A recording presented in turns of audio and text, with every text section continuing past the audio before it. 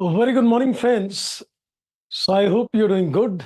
The weather is pretty good outside, and I guess we're going to almost replicate the environment out here as well. A lovely weather, and I think a lovely standard to begin with. We are almost starting with, you can say, the consolidation standards. And in the consolidation standards today, we have on the first trail Ind AS 103, which talks of business combination. I think this is one of the standard which lays a foundation for other plethora of standards as far as consolidation goes. You've got Ind AS 110, Ind AS 28, Ind AS 111, as well as a separate financial statement standard. There is Ind AS 27. So I hope you've already looked at the lectures which we have covered in terms of Ind AS 103. And of course, what I'm going to do, I'm going to more or less condense the concepts today in one session on 103. So I'm going to make some interesting charts with you, which is going to consolidate the learnings in terms of Ind AS 103. The very first chart which I'm going to make is again a three-step model which helps you to identify, which permutation combination with standard is going to apply. So I'm going to first of all expose you to the nitty-gritties so that we can recall that if this is the combination, then this standards are going to trigger. I said the standards are going to trigger because there is not one, but there could be more than one standard which could trigger in a given situation. So let's, I think, begin the journey. So at the very start, I am going to give you a three-step model which will help us in identifying in which combination with standard is going to apply. Well, I always believe that the very first question which you need to ask yourself is, what did you buy? Because if I'm looking at the consolidation standards or a business combination standard, the very first focus is to put across a question to yourself that, let's say, if A Limited acquired something from B Limited, what did he acquire from B? So the very first question which we're going to put across in terms of step number one is, what did we acquire? So the very first question we're going to put across to ourselves is, what did we acquire? Now, when we say that what did we acquire, I would say you could have acquired an individual asset or you could have acquired a group of assets.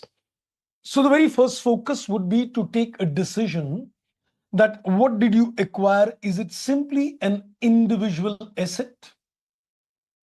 Or is it supposed to be a group of assets? So once you're able to identify that it's a standalone asset, a single one, or is it a group of assets, then comes the next call. Now, the moment you say that it is an individual asset, your next focus point would be, is it tangible or is it intangible in nature? So we will further segregate and put across a question that if it is an individual asset, you would say that is it supposed to be something which is tangible in nature, or is it something which is intangible in nature? Now, you would understand why I'm putting this question to myself that it is tangible or it is intangible, because a different standard would trigger when it is tangible in nature, and a different standard would trigger if it is intangible in nature, and you've already done those individual standalone standards. So when you say that it is supposed to be, a case of a tangible asset, I would say depending upon the parameters, either it is Ind AS 16 or it is Ind AS 40. Ind AS 16, to remind you, is property, plant, equipment. And Ind AS 40 is what we call investment property. So in this particular case, the moment you say it is tangible, depending upon the parameters, it becomes either a case of 16 or 40, as the case might be. Now, when you say it is intangible asset in nature, I would say if it is intangible, then in this particular case, we're applying Ind AS 38, which deals with, to remind you, intangible assets. So one thing is very clear, that if your focus in terms of step number one is acquisition of individual assets, it can never be 103. So 103 could trigger only if other parameters are met, but the first important aspect is that you acquired a group of assets. Now, let me also caution, when I say group of asset, it does not mean just group of assets. It could be with liabilities or it may be without liability. So when we use the word group of assets, of course, we are making reference that it is a group of assets, maybe with liabilities as well. So the moment you say, yes, it is a group of assets, we're going to go to the step number 2. So I hope this step number 1 is pretty much clear indeed. So we've got the focus points very clear, that the first focus point is, what did you acquire? So if you acquire a group of assets, it could trigger more combinations to come. So let's go to the step number 2. So once you've identified, yes, it is a group of assets, then you come to the step number 2. Now, in step number 2, there is a pertinent question which I need to put across to myself. And that is this group of assets supposed to be a business or not? Because unless and until it is supposed to be a business, it cannot trigger either the business combination standard or the consolidation standard. So your second focus point would be to identify, is the group of assets. The second focus point is the group of assets a business? So you need to identify that, is that group of assets a business? So the focus point is business. So let me circle it out. Now, the question what comes to the mind is, how would I decide that a group of asset is supposed to be a business or not? You already know that. I'm just going to remind you that Ind AS 103 is given us two categories of test. One is an optional test and one is a mandatory test, which helps you in identifying whether a group of asset is supposed to be a business or not. So the element of taking a decision whether a group of asset is supposed to be a business or not, what you need to do, you need to apply the test which are given in terms of Ind AS 103. The standard on business combination has given a certain test. So I'll put it as they've given certain tests. Because as I said, there are two tests which are given, which will help you to identify whether the group of asset is a business or not. And if I am looking in terms of the two tests, let's remind ourselves. The two categories of test what we have seen in 103, one is called concentration test. One is called a concentration test. And the other one is what we call IPO, that is input process output test. Well, it's not called as an IPO test, but for convenience, I always call it as the 3-element test, which is an IPO, because the 3 elements are input, process, output. So you need to basically identify, are the 3 elements which constitutes a business are present or not. That's IPO. Just to quickly retake an understanding, concentration test, as you know, is completely optional in nature. And the IPO test is something which is mandatory in nature. So it is a complete choice on the part of the company whether they want to apply the concentration test or not. But as far as IPO test is concerned, it is mandatory. But let's, I think, also look at the kind of combinations which could arise if the company chooses a concentration test and it passes or fails, what happens? So let's get that position clear before we come back to the second step. Now, in this particular case, we know if a company applies a concentration test, it's a complete choice. But if you choose to apply a concentration test and if you pass the test, it is definitely not a business. So if you choose to apply the concentration test and you pass this particular test, we would certainly say that it is not a business. We will give a conclusion that it's not a business. And also remember, in this case, an IPO test cannot be applied. If the company chooses a concentration test and it passes that particular test, you cannot apply an IPO test. The conclusion is already come. It's not a business. It's an acquisition of an individual asset. But if you apply the concentration test and if you fail this particular test, then you are on a mandatory basis supposed to go to the IPO test. So in this particular case, if you fail, you go to the IPO test. And if you say, no, I'm not applying the concentration test, then IPO test in any case is mandatory. So in simple words, three combinations would arise. I decided I'm not applying a concentration test. Then you go and do an IPO test. I decided to apply a concentration test and I fail. Then I need to go to the IPO test. Number three, I decided to apply a concentration test and I pass. I cannot apply an IPO test. The conclusion has come that yes, it is not a business. So these are the three permutation combinations which could arise when you apply these tests under Ind AS 103. Now, I think I would digress from the topic if I start telling you what is the concentration and what is the IPO test. But I think to quickly remind you, when you're looking at the concentration test, we are basically trying to identify that which are the asset, the single asset, or a group of assets, similar assets. You need to identify that is there a particular single asset or is there a particular group of similar assets where the purchase consideration is concentrated.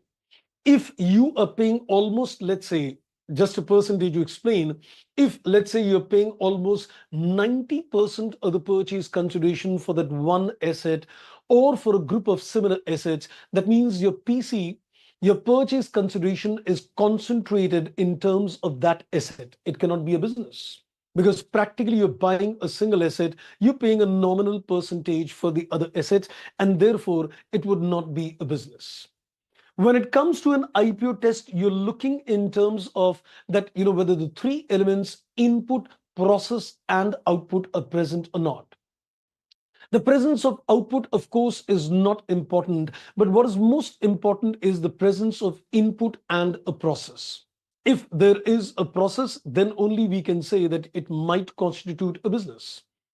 And to remind you, the standard has given us the parameters that, there are two cases in an IPO test. If there is no output, then there are different things to be tested. And if there is an output, then there are different things to be tested. And accordingly, you reach a conclusion. Well, so far, I guess I remember in the examinations, we've not been tested in terms of identifying whether it's a business or not. But you need to remember when it comes to MCQs, the examiner could test your knowledge in terms of different combinations as well. So you need to get a clarity of thought in terms of which combination leads to what kind of conclusions. Okay, that's one. So that was a little different from the flow.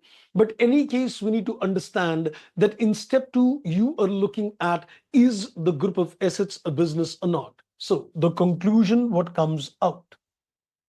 So when you say that is the group of assets supposed to be a business or not, you would either say a yes or you would either say a no. Now, if you say no, it is not supposed to be a business. If you say no, it is not supposed to be a business, then I would say in this particular case, Ind AS 103 is not applicable. Then what's going to be applicable? Well, if you say you acquired a group of assets, but it is unfortunately not a business, in this particular case, it seems that you paid a consolidated consideration for acquiring multiple assets. You paid a consolidated price in terms of acquiring multiple assets, and there is a need, you can say, to allocate the consolidated consideration to the various assets. So what we'll do, we will just allocate the consolidated price paid in the ratio of fair values.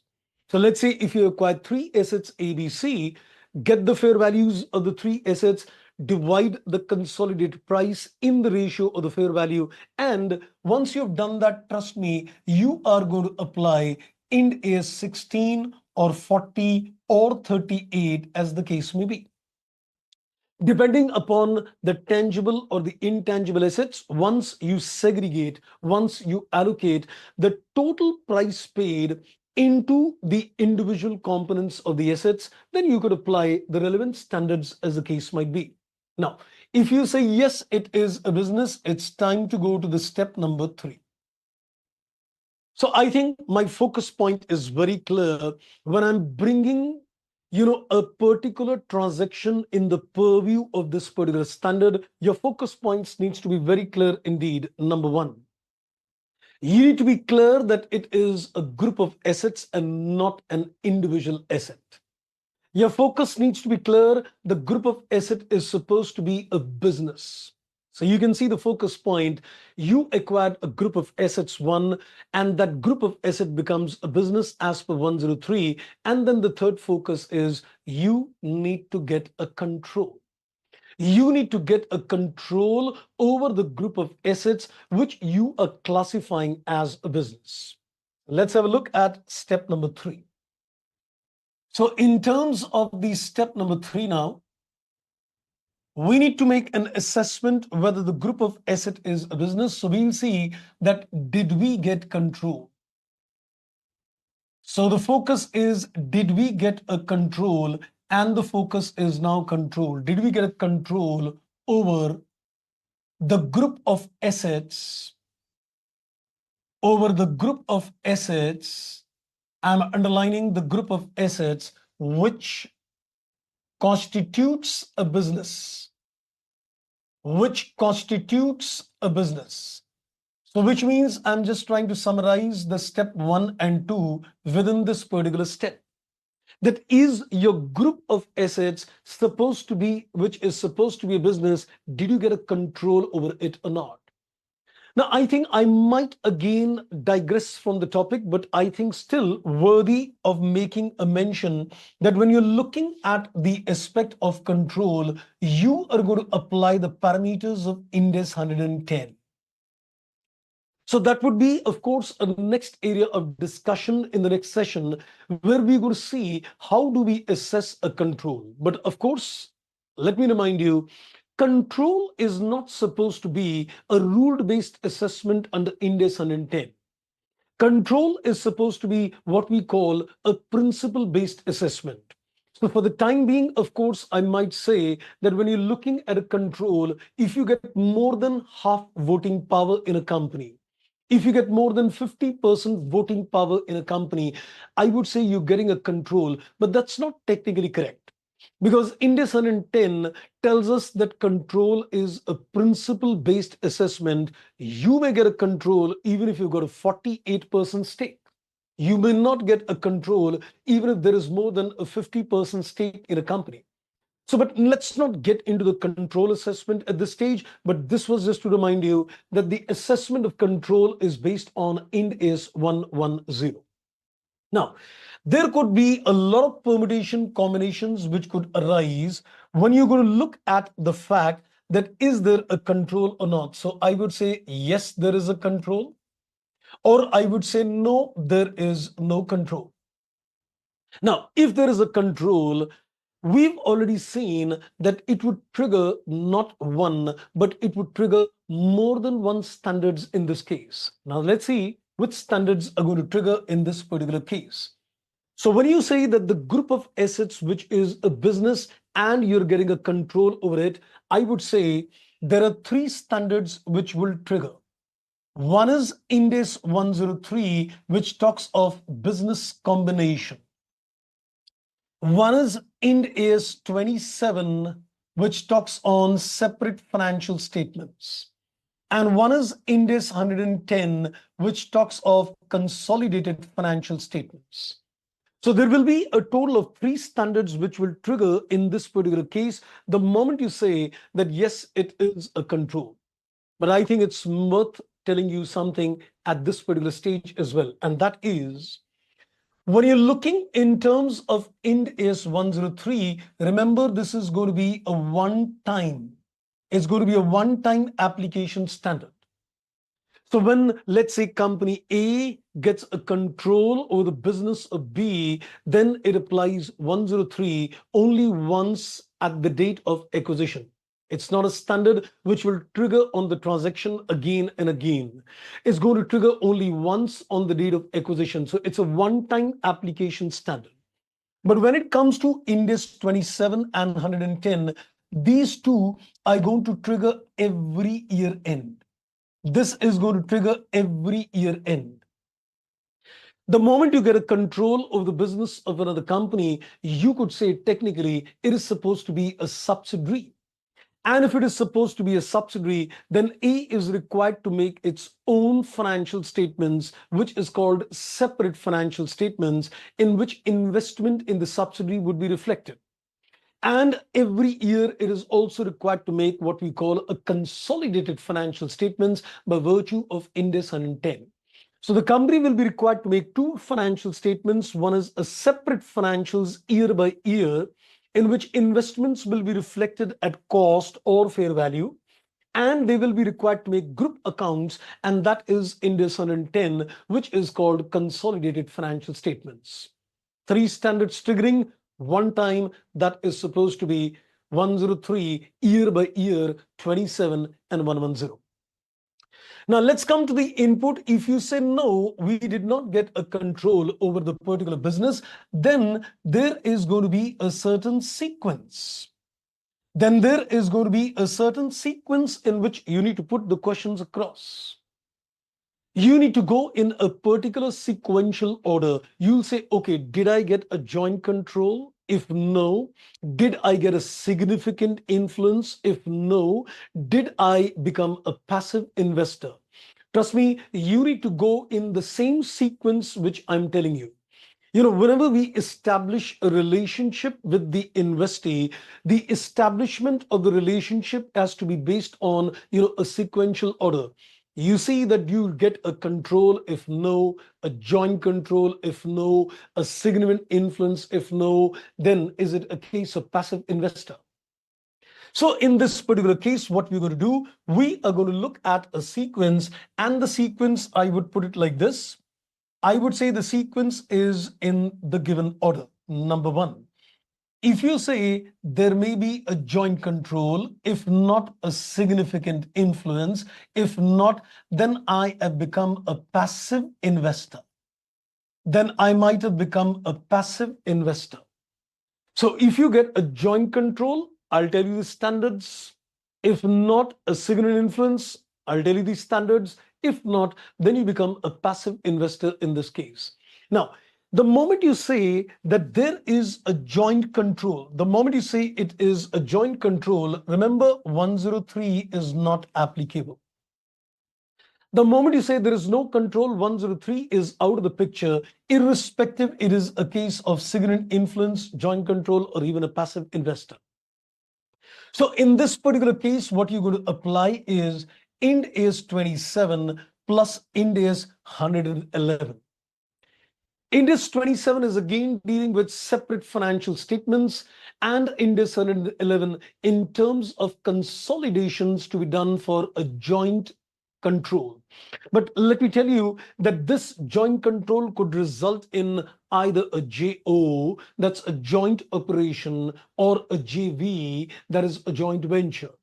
So you need to be very careful that when you are getting a joint control, it could result in a JO, then the consolidation is addressed in 111. If it results in a JV, then the consolidation is given in 28.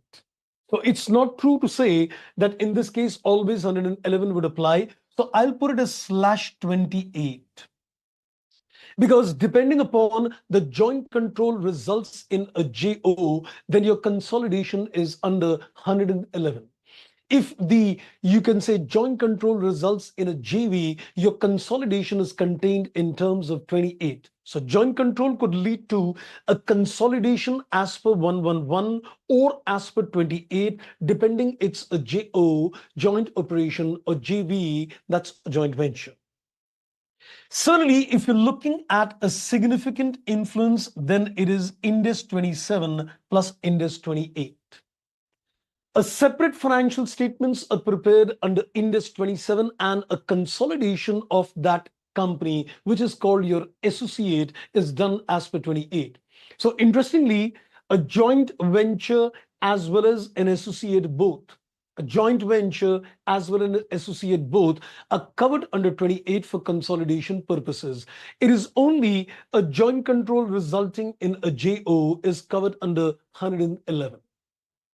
And finally, when you're looking at neither a joint control nor a significant influence, and it's a pure passive investment, which is an unrelated party investment, then in this particular case, you apply Ind AS 109, which you've already seen in financial instruments. And these investments are taken at a fair value. All the equity investments in unrelated parties are taken at a fair value. Either it is FVTPL or it is FPTOCI, whatever the case combination works out. Okay, so that was a three-step model, very pertinent one, just to get the combinations very clear, which standards would trigger in which combination. Let me just keep looking if there are any questions coming in, so let me address them as well. Okay, I think so far so good. So let me, I think, put across in a very simplified manner the three-step model before we take the journey forward. So get the focus points very clear in terms of coming under the purview of 103. I'm looking at 103 at the moment. In terms of coming under the purview of 103, your focus point is you need to acquire group of assets. One, you need to prove the group of asset is a business. That's two. And number three, you need to prove in this particular case that you're getting a control over the group of asset, which is a business. So the focus point is group of asset, which is a business on which you get a control. Then Ind AS 103 will trigger, which is going to be one-time application. I guess so far so good. So that gives me the first initial understanding on the standard. Now let's focus in terms of Ind AS 103. Now let's focus in terms of Ind AS 103, which is called business combination. The name of the standard is called business combination. Well, as I said earlier, I think let me still remind you, I trust that you've already seen the lectures, the detailed lectures on Ind AS 103, where we spent a good time giving you the nitty-gritties on every aspect, like how do you look at a concentration test, how do you look at an IPO test. But since we are looking at a quick recap of the concepts, I am going to go through some pertinent concepts today for discussion. So not everything is possible to be discussed. So for the detailed inputs, please refer to those lectures. Now, coming to the next picture, the moment I look at Ind AS 103, what comes to the mind is something like this. Let's say there is a company A, and let's say there is a company B, and company A, let's say, get a control of the business of B. So you've applied the parameters, and we have said that yes, A is supposed to be getting a control over the business of B. So in this particular case, A is technically called acquirer, and B is technically called an acquiree. A is technically called an acquirer, and B is technically called an acquiree.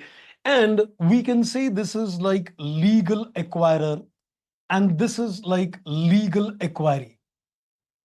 Of course, we need to make a assessment whether A, who is a legal acquirer, is also an accounting acquirer or not. So I think for that, we're going to make some walkthrough on certain steps. But let me first remind you certain inputs that when you look at a business combination, you need to consider one thing very clear, that it could lead to three kinds of accounting. When you look at a business combination, it could lead to three kinds of accounting. One is called an acquisition accounting, and one is called a reverse acquisition accounting, and the third is called a common control transaction. Well, I would say at this stage that if you're looking at a common control transaction, it would happen generally between related parties. So let's put it like this. Instead of putting it like this, that there are three combinations, I think let's do one thing. Let's put it like this, that I would say that all the transactions could be segregated broadly in terms of two categories. I would say one of the situations is that there is a transaction between unrelated party. I would say there is a transaction between unrelated party, or there is a transaction between related party. So when you look at a business combination, your focus at the very start of the question is going to be, is that a transaction between related or unrelated party? If it is a related party transaction, I'm not saying always, but there is a possibility that it becomes a common control transaction, and that would trigger Appendix C of Ind AS 103. You already know that there is a separate accounting, which is called a pooling of interest method accounting, which is applicable in terms of entities where there is a common control transaction. So if it is a related party, it could lead to, I'm saying it could lead to, it's not necessary, it's called a common control transaction. So it is only if there is a related party transaction that there is a possibility that it turns out to be a common control transaction. And if it is a common control transaction, then the accounting is going to get triggered in terms of Appendix C, which is what we technically call a pooling of interest method. So in this particular case, the pooling of interest method is allowed in terms of related party transactions, where effectively you can say that you are going to apply what we call a book value accounting. Because we do not consider the concept of fair value accounting. In this particular case, we do a book value accounting. So when you look at a question, your focus point needs to be very clear that the moment you look at a related party transaction, it could turn out to be a common control transaction. And if that be the case, then the entire guidance in terms of Appendix C would apply. And in those particular cases, a pooling of interest would apply, and you would do a book value accounting. Now, the moment you say it is an unrelated party transaction, I would say in this particular case, there could be two combinations which could arise. Either it becomes a case of acquisition accounting, or it becomes a case of a reverse acquisition. So in this particular case, we can say either it is a case of an acquisition accounting, or it becomes a case of a reverse acquisition. If it is a case of a reverse acquisition, then in this particular case, there is Appendix B to the standard which is applicable. And here again, a specialized considerations would apply in terms of calculating the purchase consideration, because there is a different input which is given, how the PC is calculated in a reverse acquisition. So this is a specialized area of accounting. This is again a specialized area of accounting. And then comes the case of acquisition accounting, where we can say the main standard 103 is given as the guidance. So I think the first focus was in terms of identifying, are you within the scope of the standard or not? That we've seen a three-step model. Once you zero down that yes, you are under 103, the next agenda, what comes to the mind is in terms of looking at that you're falling under one of the three accounting: acquisition accounting, which is the main standard; reverse acquisition, which is the Appendix B; or is it a case of common control transaction, which is Appendix C. Now, why did I tell you about these three accounting? Because I'm going to begin my focus of discussion with reference to acquisition accounting. We're not going to consider reverse acquisition at the moment, nor we're going to consider the common control transaction. We're going to focus only on acquisition accounting. Though, of course, when I come to the steps on acquisition accounting, I'll also let you know when a reverse acquisition happens as well. And trust me, the reverse acquisition accounting is almost similar, except the calculation of the purchase consideration, which needs certain special considerations involved. Okay, so that was the second input. Let me keep looking at if there are any questions coming in between. So far, so good. I think I've not done too much technical discussion since morning. I think so. Okay, now coming to the picture, we are concentrating on acquisition accounting. We are concentrating on acquisition accounting. If you've seen the detailed lectures, you would have seen that I am always working on a step-by-step approach so that the chances of going wrong is minimized. And I'm not saying that it gets eliminated. Of course, to err is to human, and there is always a scope that we do errors as well. So I do errors as well, and that only proves that we're human. We are not artificial intelligent people. Anyway, so when you're looking at acquisition accounting, we're looking in terms of application of a simple 7-step model in a certain sequence. So when you're looking in terms of acquisition accounting, I had dealt with the case of 7 steps which you need to follow.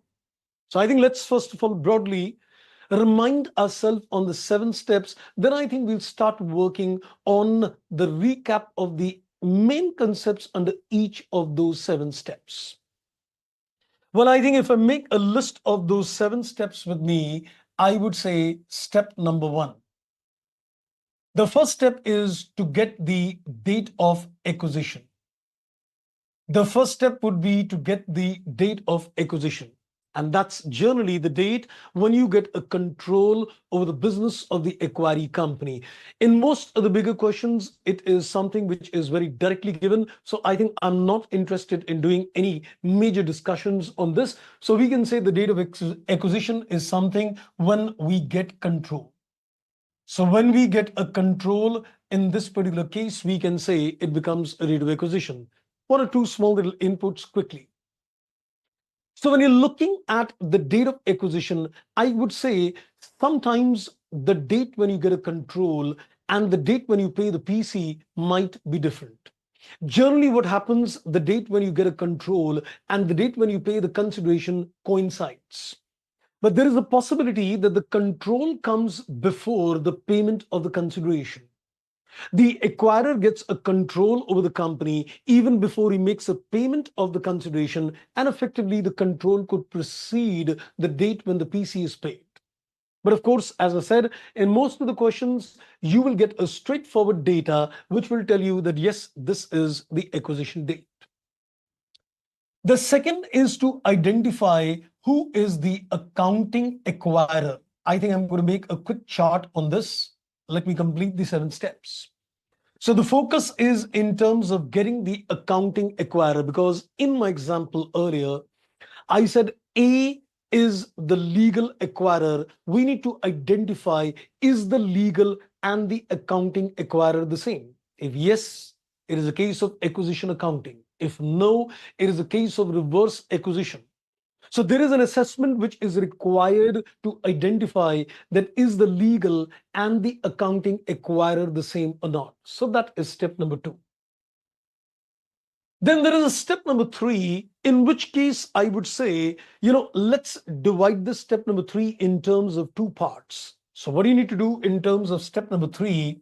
Segregate the 2 elements. One is, if there is a tax rate given in the question, if the question gives you a tax rate, remember you need to apply the concepts of Ind AS 12. Because I think you will recall that in a business combination, which is acquisition accounting or even a reverse acquisition, you do a fair value accounting. Unlike a common control transaction where we do consider a book value accounting, in terms of acquisition accounting, it's a fair value accounting. So when it is a fair value accounting, you've got a carrying amount of the asset and liability, which is the fair value. You've got a carrying amount of the asset and liability, which is a fair value, and the tax base is not going to be equal. So in this particular case, you can see that the carrying amount of the asset will not be equal to the tax base, and that could lead to either a deferred tax asset or it could lead to a deferred tax liability. So what you need to do in this particular case, sit down, identify each and every asset. Identify each and every liability where the carrying amount and the tax base are different, and apply your inputs in terms of Ind AS 12. Get the list that this is, resulting in a DTA or a DTL. So in terms of step number 3A, get your deferred tax asset and liability. Next. In terms of the step number 3B, what you need to do, you need to get the list of net assets. You need to get the list of net assets in this particular case.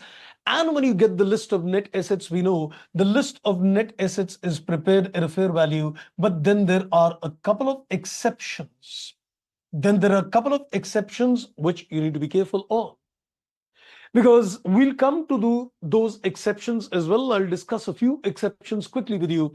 But when you're looking in terms of organizing the net assets at a fair value, your mind should be very clear that what are the various exceptions where items are not taken at a fair value, but other than a fair value. So get those exception lists very clear.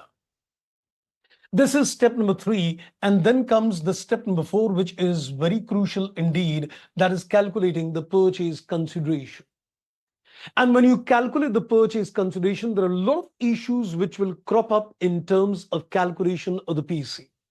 And I'm going to give you a 7 pointers which will help you to decide when you calculate a PC in any comprehensive question, your mind is very clear on the 7 agendas which we will discuss in detail later. So you're one of the crucial steps, because you could get an independent question which is on the calculation of the purchase consideration as well. So you need to be very careful that when you calculate a purchase consideration, what kind of agendas could creep up in terms of calculation of the PC. Then comes the next step, that is step number 5. The step number 5 is calculating the NCI, the non-controlling interest. So we know that when you calculate an NCI, because when you get a control over a company, you may not get a 100% stake in the company. You might get 80%. So the remaining 20% belongs to NCI. So when it comes to the calculation of NCI, it would recall that there are 2 methods in terms of calculating NCI. It's either what we call a fair value, or it is called PASNA. That is a proportionate share in the net assets of the company.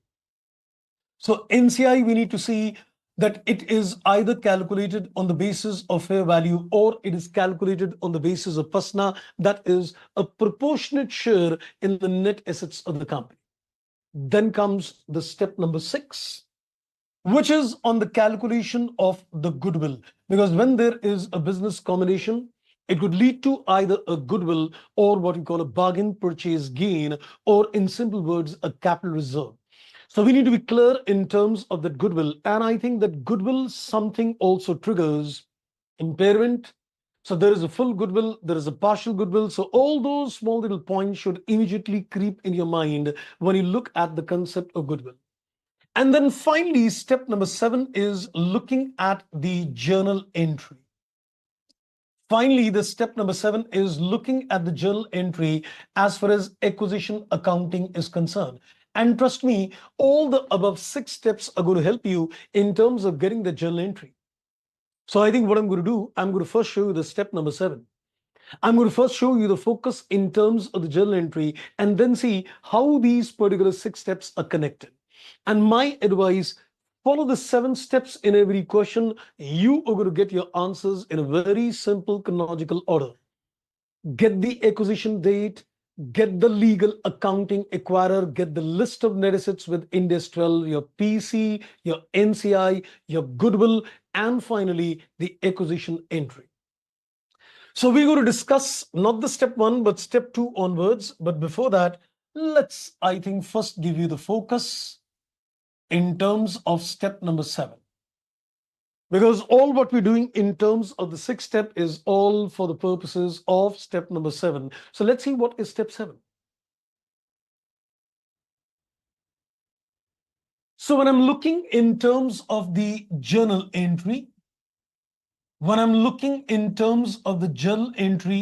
in terms of this, we can say there are certain focus points. Now, let me, I think, pinpoint some interesting points to you. There are 2 focus points.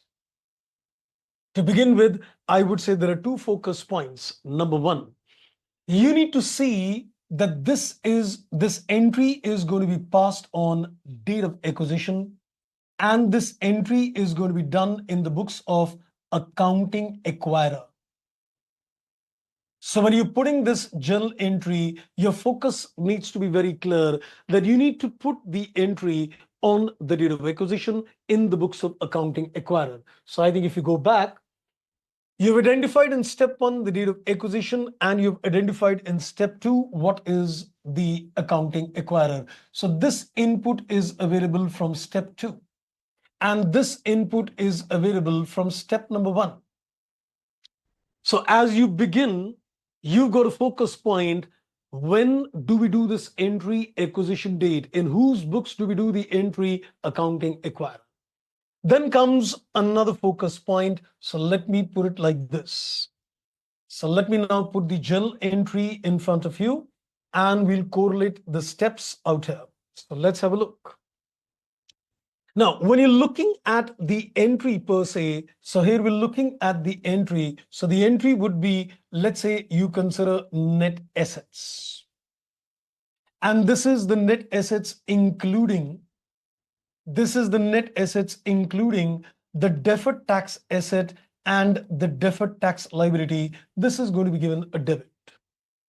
And when you consider the net assets, which is including DTA, you know that this is all given in terms of step number 3A as well as step number 3B. You already organized the input in terms of net assets, which is organized in step number 3A and B. Next, in this particular case, you would consider your NCI and you will consider your purchase consideration. NCI will be given a credit and the purchase consideration is again going to be given a credit. The NCI you've already calculated in terms of step number. NCI was step number 5. So this is computed in step 5 and the purchase consideration already computed in step 4. Can you see the interesting part? Step number 1, step number 2, etc.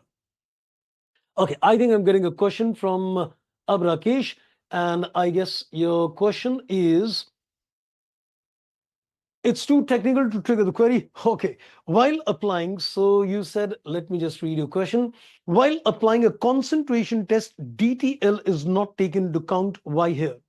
Okay, when you're looking at a concentration test, in this particular case, we are considering actual assets and liability.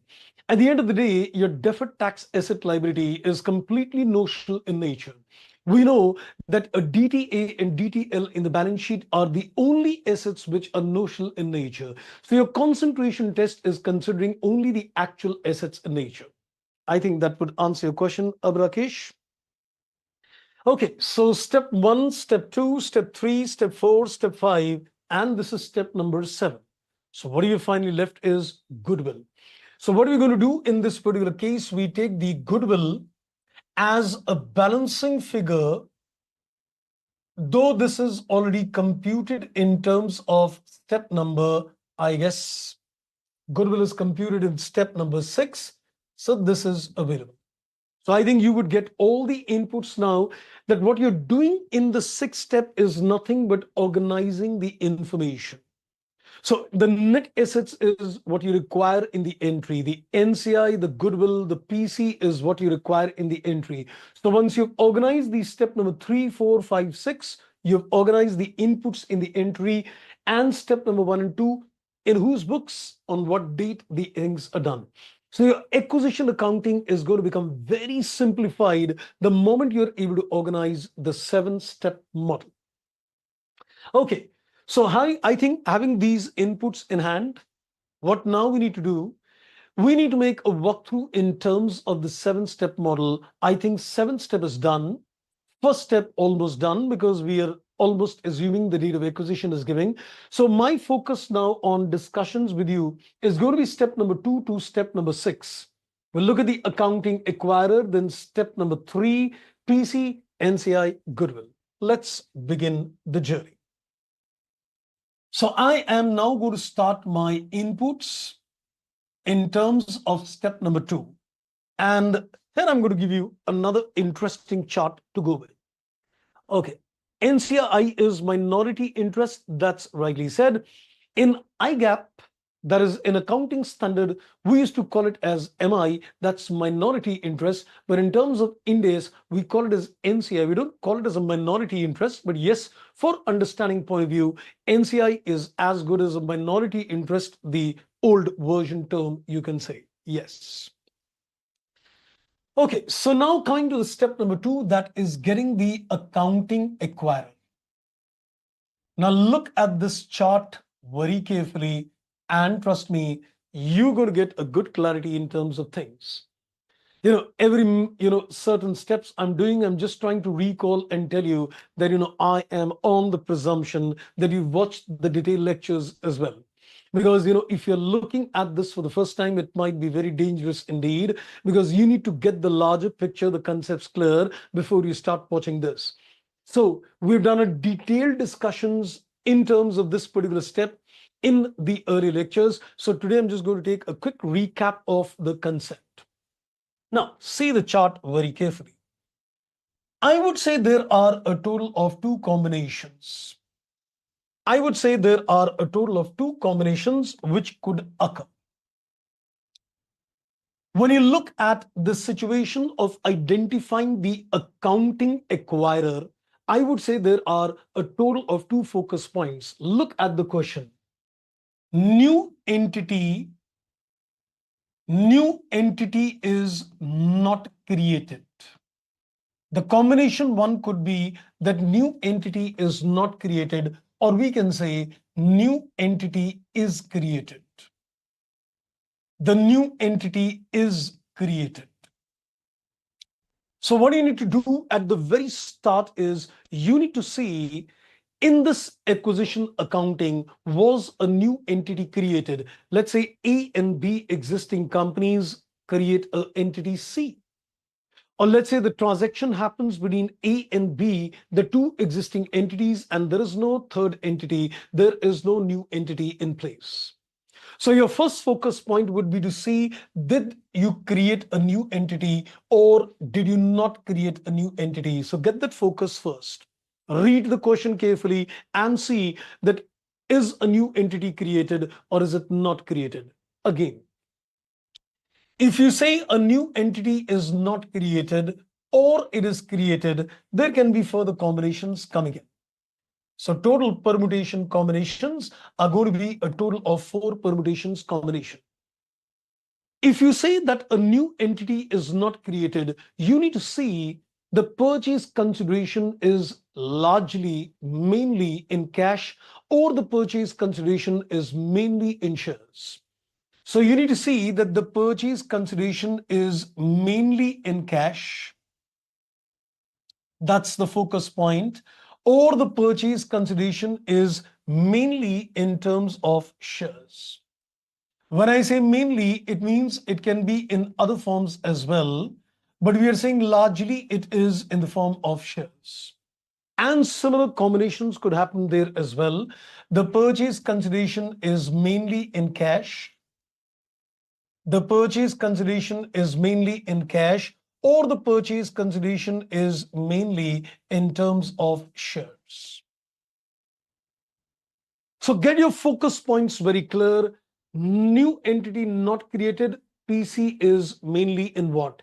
New entity created, PC is mainly in terms of what? So there will be generally 4 permutation combinations. Now let's go one by one on them.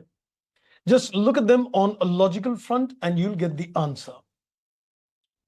If A tells the shareholders of B, the existing companies, and A tells the shareholders of B that I want to acquire the shares in your company against which I'll give you cash.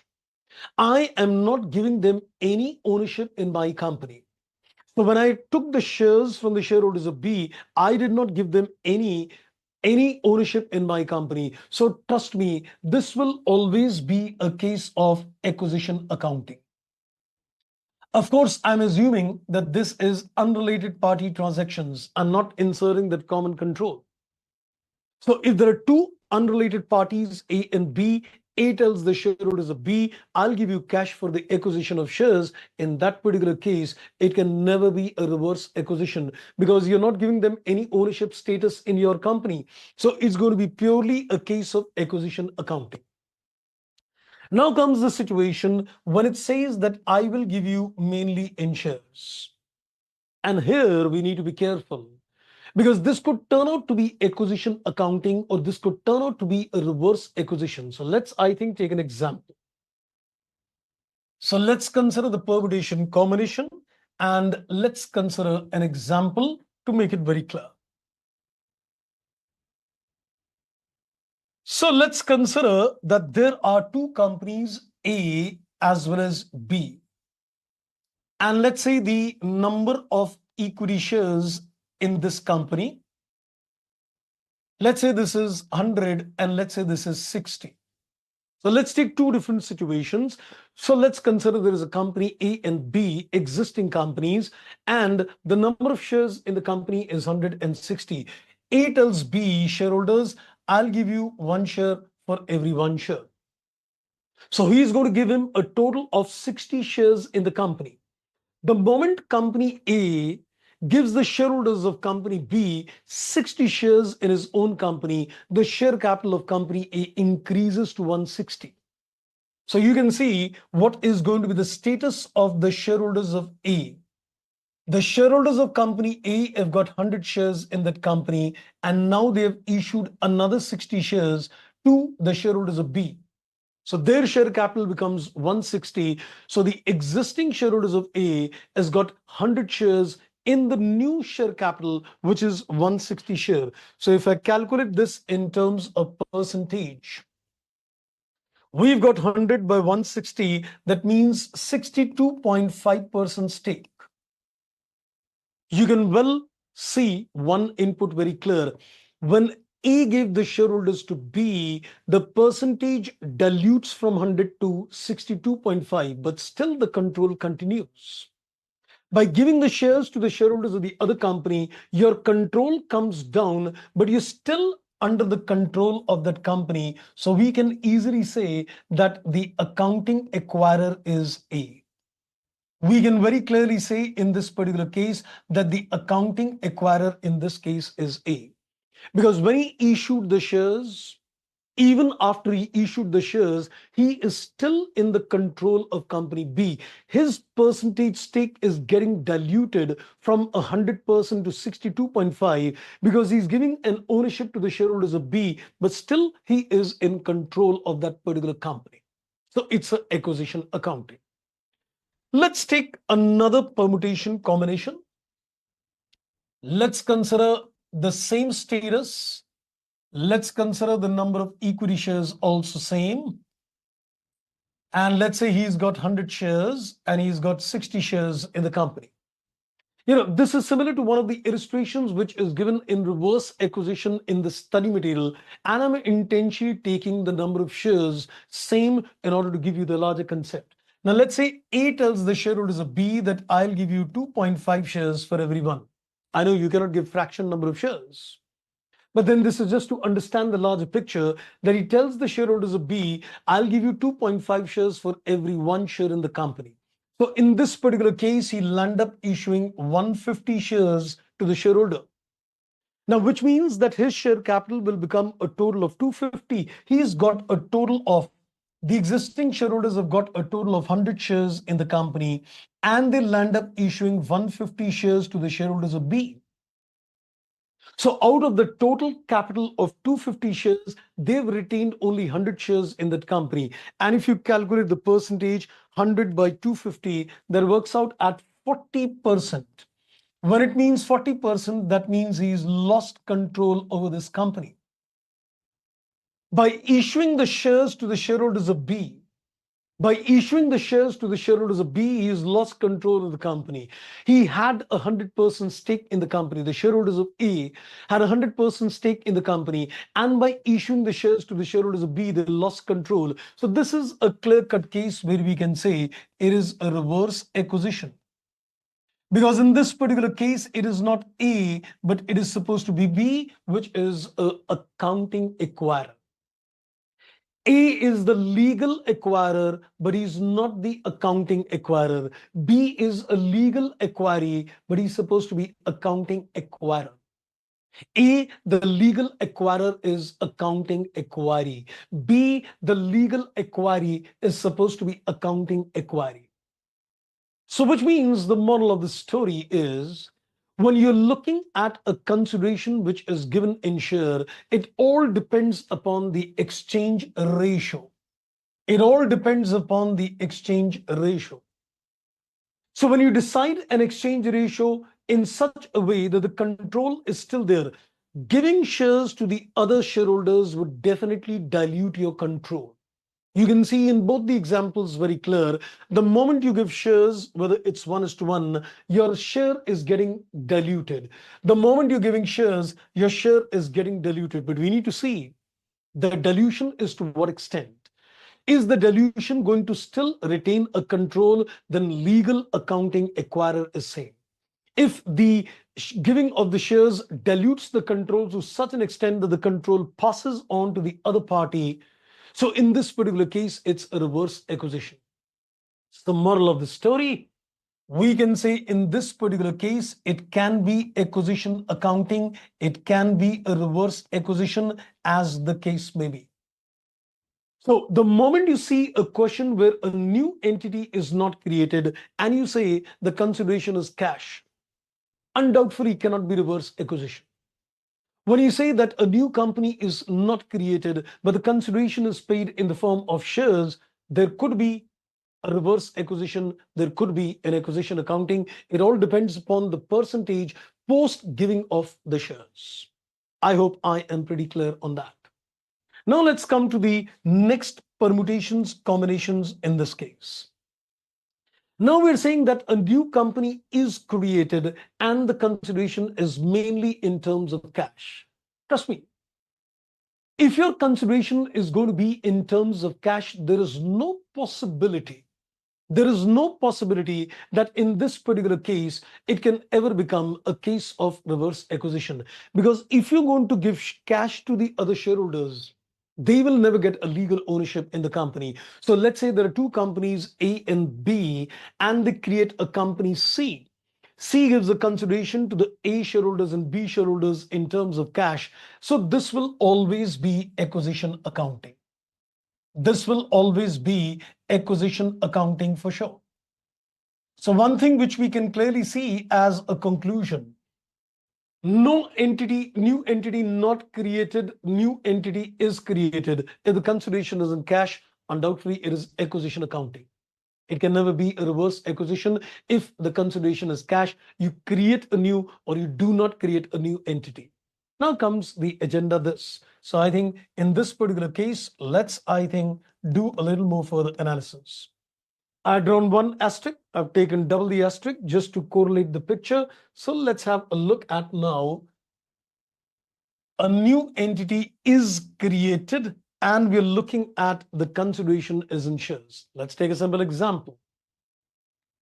So let's say there is a company A and let's say there is a company B, and we create a new company that is C.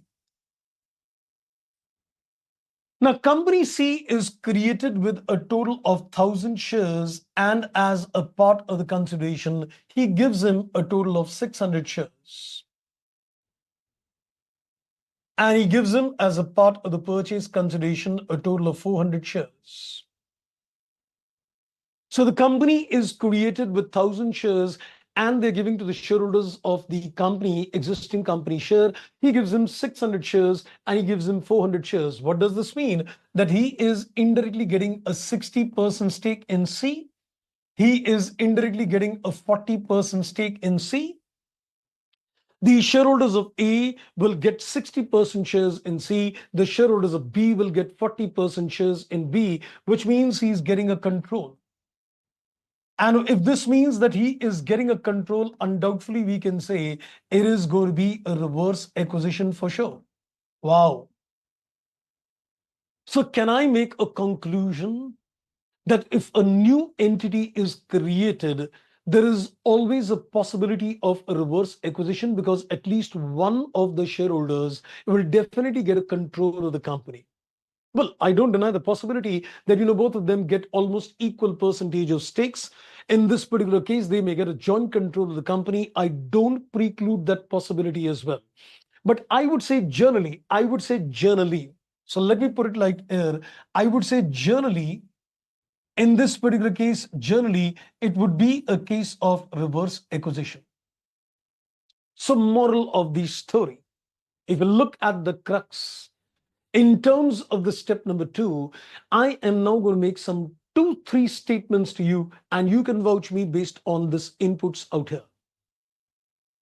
If the consideration is in cash, if the consideration is in cash, new entity created or not created, I don't care. I would say it is acquisition accounting always. If the consideration is in cash, I'm not concerned whether a new entity is created or not. It is definitely acquisition accounting. One. Second, if new entity is not created and the consideration is in share, there may be acquisition accounting or reverse acquisition. You need to do the calculations post acquisitions and see the percentage gets diluted to what extent. So it could lead to a reverse acquisition or it may be acquisition accounting. Two. And number 3, if a new entity is created and the consideration is in shares, I think there is a huge possibility that it is going to be a reverse acquisition. Life simple. Consideration cash, don't look at whether new company created or not, acquisition accounting. New company created and the consideration shares, reverse acquisition. New company not created and the consideration is in shares, there could be a possibility acquisition, reverse acquisition, as the case might be. I hope I'm pretty much clear on the agenda so far. Okay, so that was on step number 2. Let's see if there is any questions coming in. So far, so good. So that was step number 2. Now comes the interesting part in terms of step number 3A and in terms of step 3B. So let's discuss that.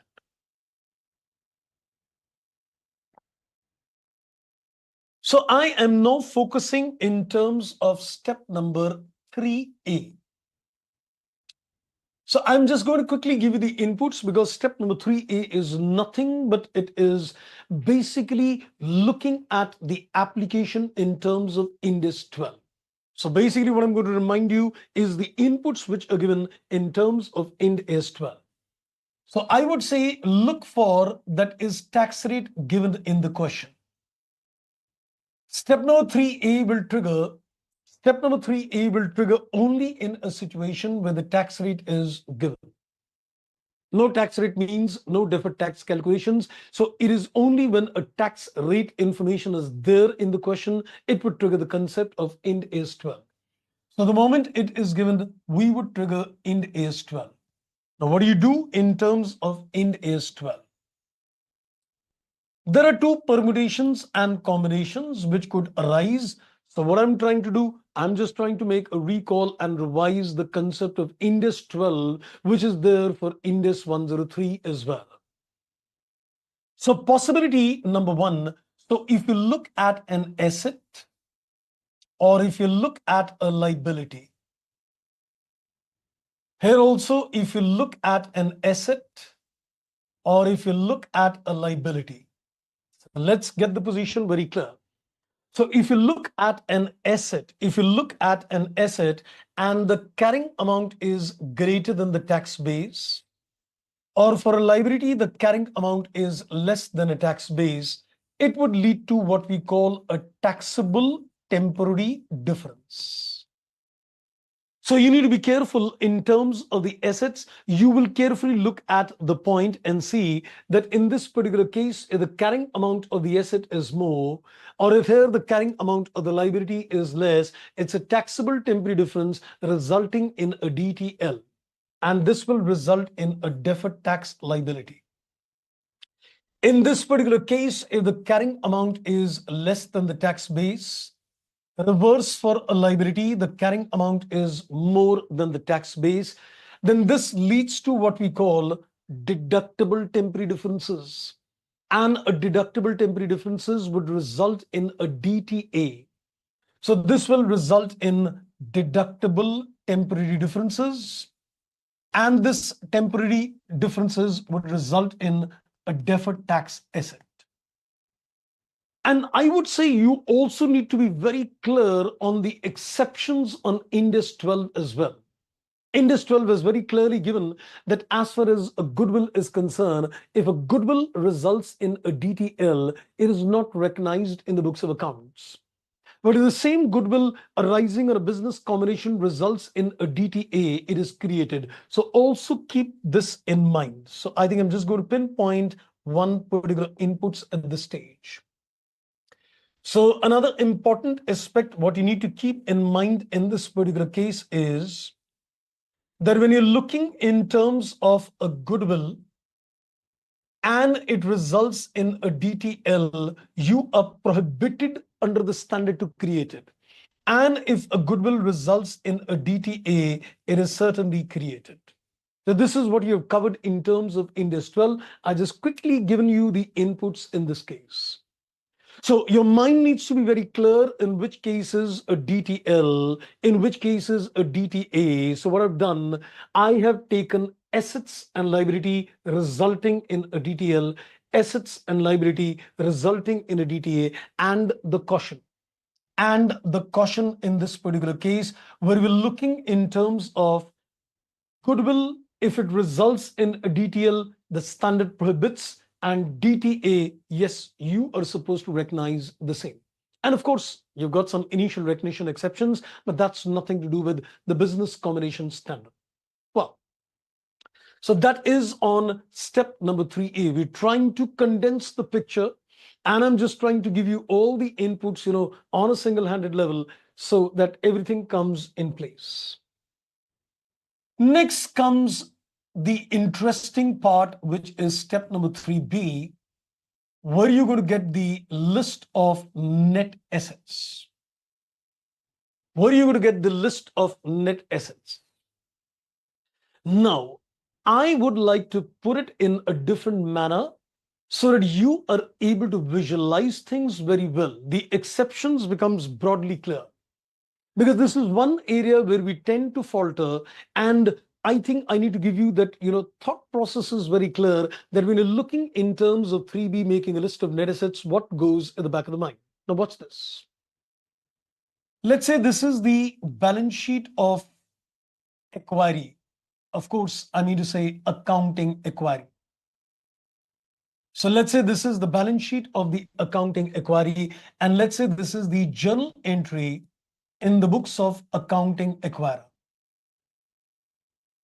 So let's get the thought processes very clear. So we're looking in terms of two things for the purpose of understanding this particular step: the balance sheet of the acquiry and the journal entry in the books of the accounting acquirer. Now watch me carefully. What is the thumb rule? What is the journal principle which we need to follow? Every asset and liability which is there in this books at a book value is going to definitely appear out here at a fair value. I would say this is the basic thumb rule.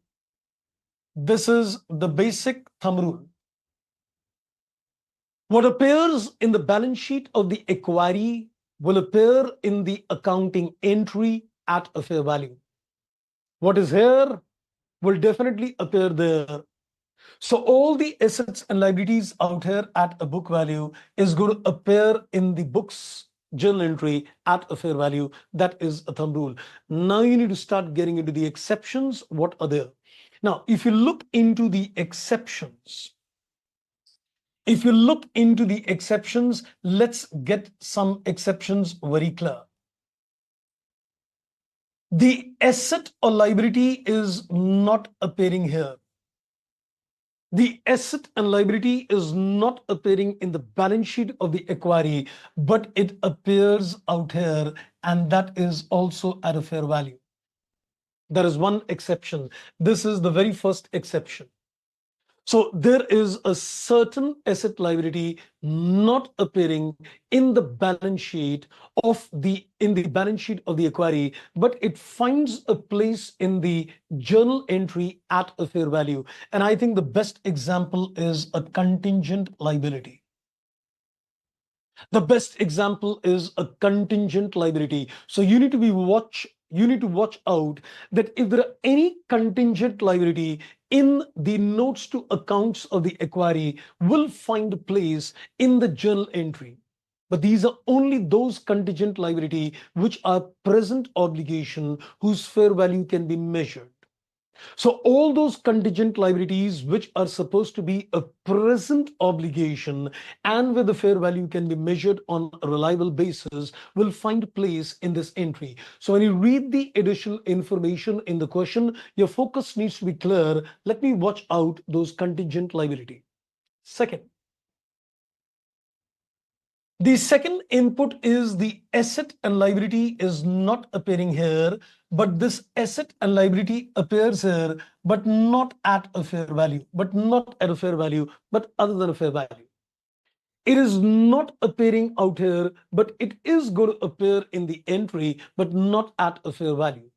And this could be, of course, what you've done in step number 3A, your DTL and DTA, for example. So I think the best example in this case could be the deferred tax asset and liability, what you've computed in terms of step number 3A. Because that deferred tax asset liability is not appearing here, but it is going to appear out there. In other words, a little technical words, you can say this is like recognition exception. This is like recognition exception. This is like recognition and a measurement exception. Something which is not there in the books, recognition exception, because you're going to put it there. It's not in the books. It's a recognition exception. When you take it at a fair value, it's only a recognition exception. You take it at a fair value other than fair value, it's a recognition and a measurement exception. Let's see the third permutation combination. The third permutation combination is the asset and liability is here and it will also appear out here, but it's not going to appear at a fair value. So I'm just taking a few examples to give you clarity of thought. There are a lot of other exceptions, but you need to get your thought processes very clear. The asset and liability is appearing in the balance sheet of this company, and you are putting that asset liability in the entry, but not at a fair value. I think one of the best examples is NCA held for sale, which is going to be taken at the same value because here it is at a net fair value and you're going to put it at a net fair value. So you can say the best examples could be NCA held for sale. So this is what you can say is a measurement exception. So this is like a recognition exception. This is like a recognition and a measurement exception. And this is like a measurement exception. So why do we say it's a measurement exception? Because what is here is appearing here. It is recognized there, it is recognized here, but other than a fair value, some measurement exception. It is not here, but appearing there, it's a recognition exception, and it is appearing at a fair value, so just a recognition exception. Appearing at other than a fair value, recognition and a measurement exception. So when you're taking down the question and you're making a list, remember that the basic thumb rule is that everything at a book value is going to appear at a fair value. We need to be conscious on three areas of things. Asset liability in the balance sheet of acquiry will appear in the entry, but other than a fair value. Asset and liability not in the entry will appear, not in the balance sheet, appears in the entry at a fair value or maybe other than fair value. So locate for these three combination. यहां नहीं है, इधर लेना है. यहां नहीं है, इधर लेना है. fair value पे लेना है, other than fair value पे लेना है. इधर है, इधर भी लेना है, but fair value पे नहीं लेना. The basic thumb rule is there. So just get that list very clear that you know how do you make your list. Step number 3B and get the list of net assets. And this list of net asset is, of course, including step number 3A. It is including the step number 3A in this particular case.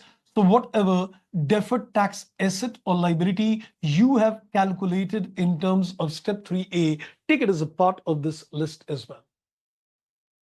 So this is step 3A as well as step number 3B. Now we go forward to the next step, the most crucial step in the standard, and that is step number 4. Wow.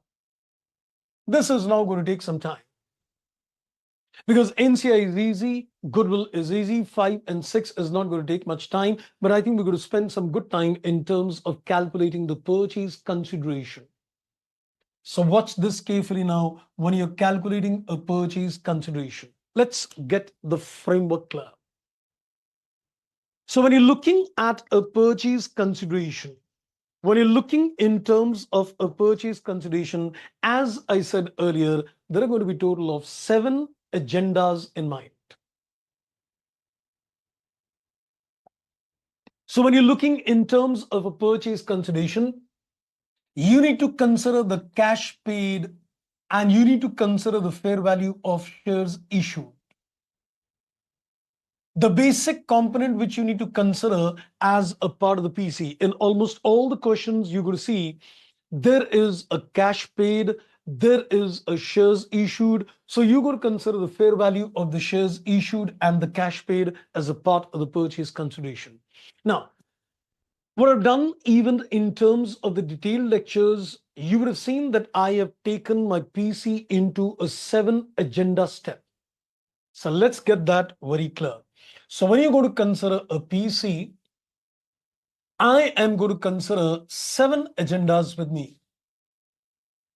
4, 5, 6, and 7.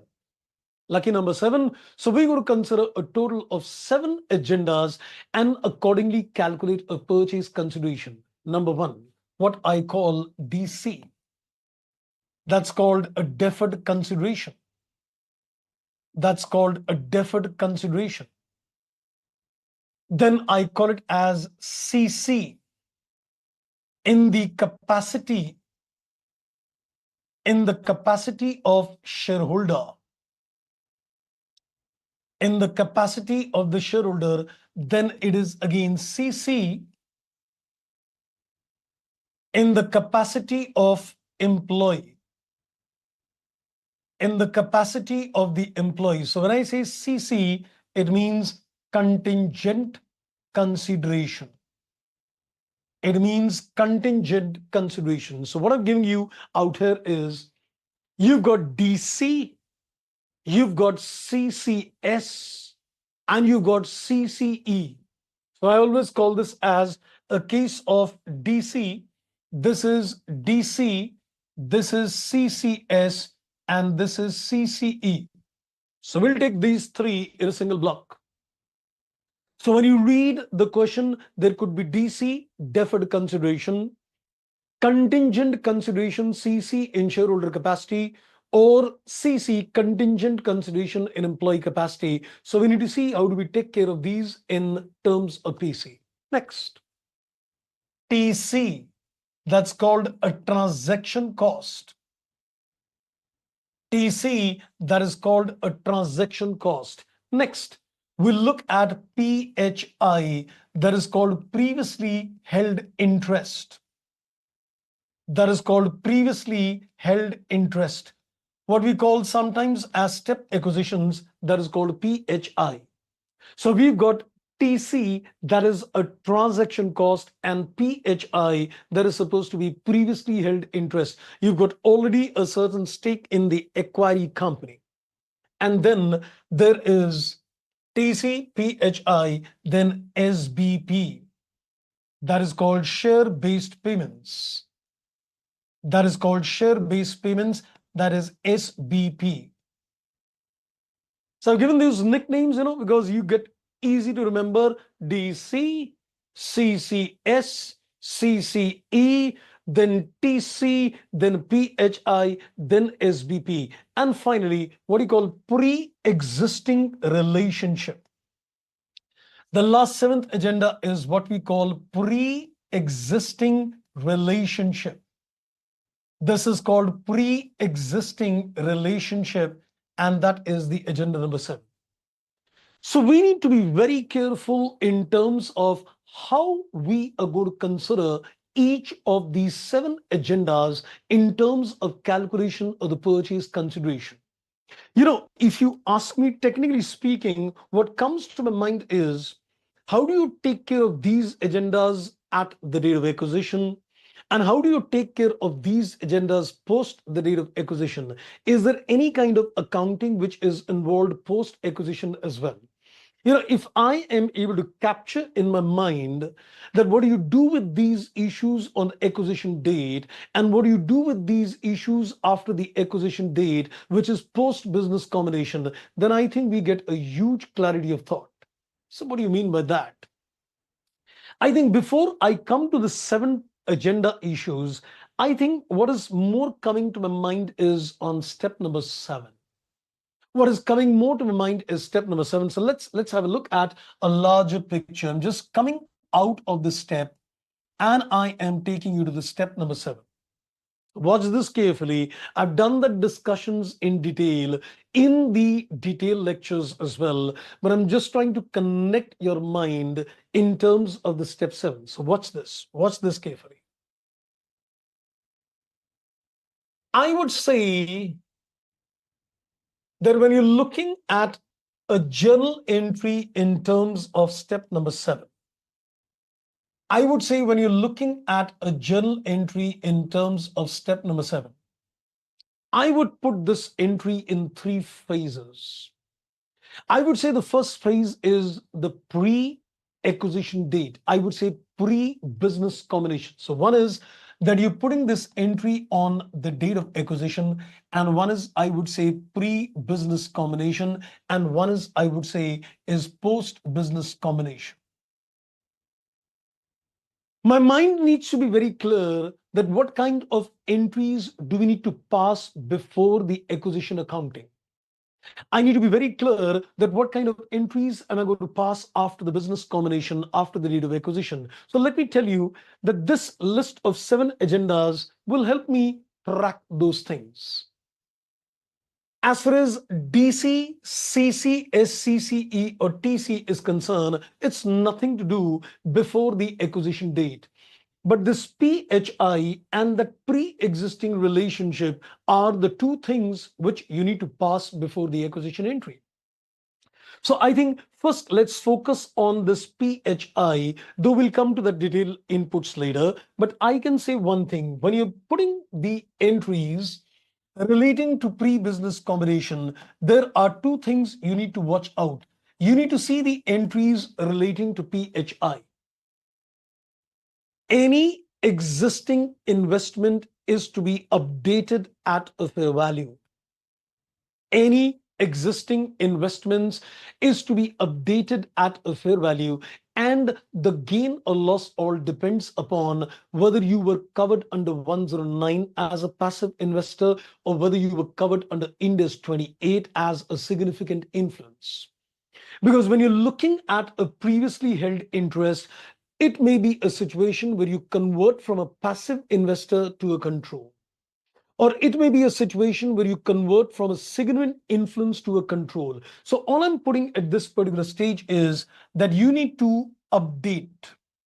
You need to update the investment at a fair value, and the fair value changes are to be incorporated. Where do we take the fair value changes and all? We'll discuss when we come to the 7 agendas. But remember, the updation of the fair value is not to be done on acquisition date, but you can say just immediately before the acquisition date. So before you put the acquisition entry, your mind needs to be clear that I need to update the previously held investment at a fair value, and I need to capture the gain or loss. We'll see later. Second agenda. The second agenda is that I need to put entries relating to pre-existing relationship. I need to put entries relating to pre-existing relationship. And when you say that you're going to put entries relating to pre-existing relationship, it could be something like a common debtor creditors being settled. And if you remember, there was a deeper discussion in terms of looking at the relationship between them is contractual or non-contractual in nature.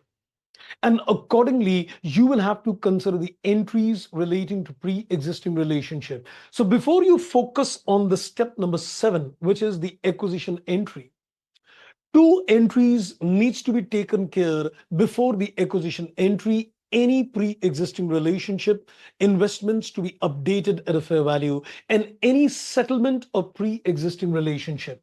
So you'll have to put the entries for recognizing the settlement of pre-existing relationships. So this is how the sequence of thought should work at the back of the mind. That before you put the acquisition entry, let me put the entries for settlement of pre-existing relationship. Let me update the previously held investments as well. Now, as far as the entry on the date of acquisition is concerned, this is the same entry. You're taking the net assets debit. You are taking the goodwill as a balancing figure debit. You're taking the NCI and you're taking the purchase consideration credit. So this is all the data which you're organizing in terms of step number 3 to step number 6.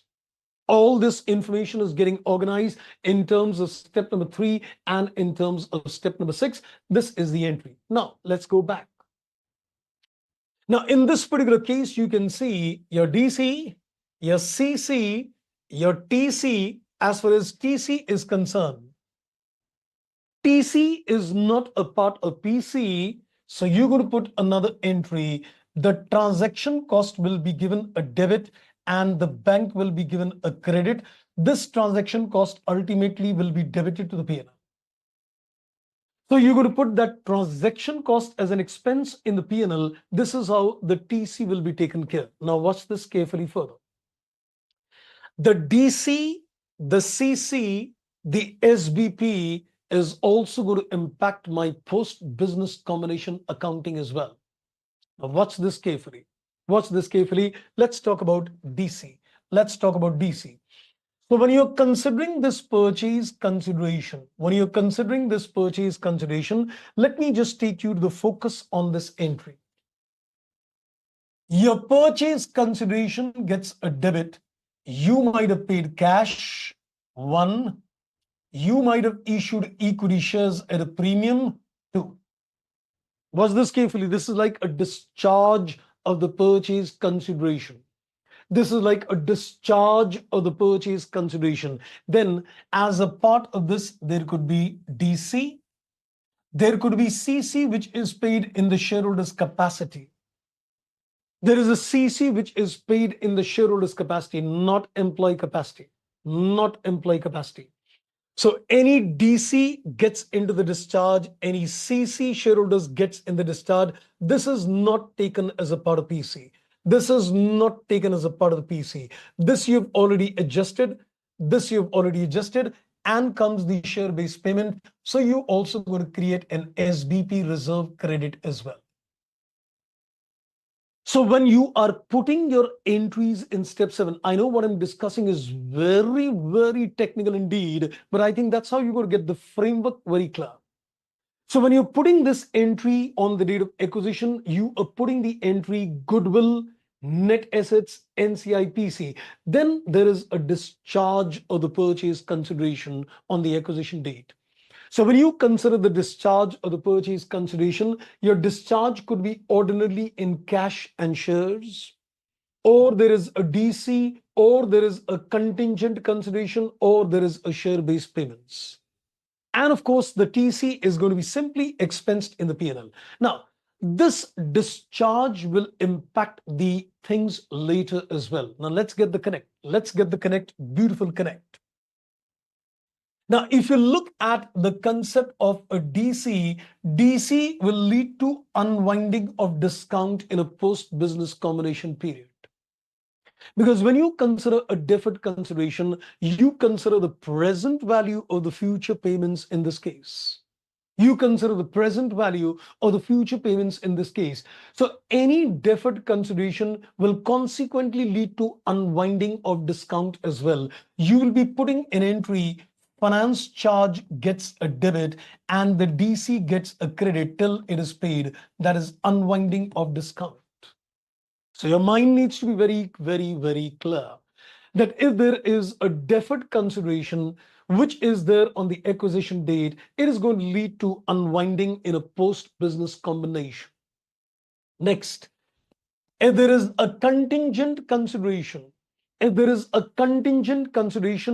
shareholder's capacity, this is to be updated based on whether it is a financial liability or it is equity instrument. We'll do that discussions further in detail on that part, but you know this very well, that this is going to be classified as a financial liability, or it could be classified as an equity instrument. You need to classify this contingent consideration as a financial liability or as an equity instrument by virtue of Ind AS 32 and 109. And in this particular case, if it is a financial liability, you need to update the fair value. You need to update the fair value, but if it is equity instrument, nothing is to be done. Can you see the connect in terms of things? Your deferred consideration will lead to unwinding in the future. Your contingent consideration will lead to, if it is classified as a financial liability, updating the fair value and the fair value changes taken in the P&L. And if it is supposed to be an equity instrument, no updation of fair value is done. Then comes that SBP reserve as well. So you can say that SBP reserve is going to be accounted later by virtue of Ind AS 102. So any kind of share-based payments will be subsequently accounted under Ind AS 102. Wow, I think I just need to give a little consolidation of this inputs further. This is crucial, this is interesting and technical at the same time. Let's, I think, consolidate. So what is coming at the back of my mind at this particular stage is my focus was on step number 4. My focus was on step number 4, that is calculating a purchase consideration. But when I'm looking at the calculation of the purchase consideration, I need to remember that these 7 issues is going to impact entries at which stage. Mind the words carefully. You need to be very clear that these 7 issues is going to impact, the entries at which stage. Is it going to impact the entries on acquisition date? Is it going to impact the entries prior to the acquisition date, the pre-business combination? Or is it going to impact also the post-business combination? So let's get this clear. DC number 1, let's go one by one. If you look at DC, definitely as a part of the purchase consideration, you're going to record the DC and it leads to unwinding. So immediately what should come in your mind is when you consider a DC, it is a part of the purchase consideration on the acquisition date, and it also leads to unwinding in a post-business combination. Number 2, if it is a contingent consideration in the shareholder's capacity, it is again a part of the purchase consideration discharge. But then a contingent consideration is classified as an equity instrument or as a financial liability under Ind AS 32. And accordingly, if it gets classified as a financial liability, there will be an updation of the fair value, which is going to be taken in the P&L, a gain or loss FPTPL. A contingent consideration is supposed to be, if it is a financial liability, is supposed to be measured at FPTPL as per 109. If it is an equity instrument, no updation is required.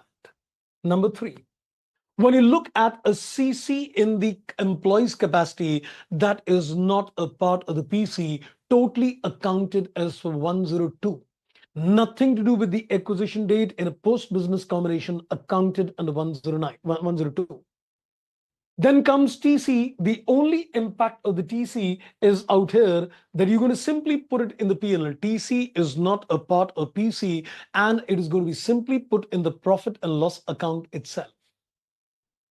Next, we go to the next agenda, that is PHI. This impacts the entry before acquisition date. So in a pre-business combination, you need to update the fair value of the PHI, and the gains losses goes where we'll discuss in detail. So what I'm going to do, when I'm going to discuss these 7 agendas, I'll give you what is to be done in a pre-business combination, if any, what is done on the acquisition date, and what is done in a post-business combination, so that the trail of all the 7 issues is clear. So this is going to be updated at a fair value, and which is going to be done before the acquisition date. And this PHI is again a part of the PC also. Share-based payments is going to be again a part of the discharge. So you're going to take it as a part of the discharge, and any subsequent accounting will be as per 102. So you will take it as a part of the PC, and then you will also consider the accounting subsequently based on 102. And finally, the pre-existing relationship is also going to impact the pre-business combination entries as well. So what you need to be clear on the 7 agenda is this going to impact the pre-business combination? Then what is the impact? Is it a part of the PC? Do we take it as a part of the PC in step number 2, that is on the date of acquisition? And then, is there any impact of these agendas in a post-business combination period? I wanted to connect you to these particular entries so that we get a clarity of thought that, when you're looking at the 7 agendas, you need to be clear of what is to be done for each agenda in these 3 blocks: pre, post, as well as acquisition date. Heavy indeed. I can understand indeed. So let's do one thing now. I think it's time to give you a little break as well to get your minds relaxed. Then I'm going to heavily concentrate on step 4 because step 5 and 6 is pretty easy, nothing much to be given to you. So my main agenda of discussion is going to be these 7 issues where I'll give you with respect to every issue pre-acquisition date and post in nature. Okay, so I think let's give you around a 10-12 minutes break and then we commence back. Relax your minds.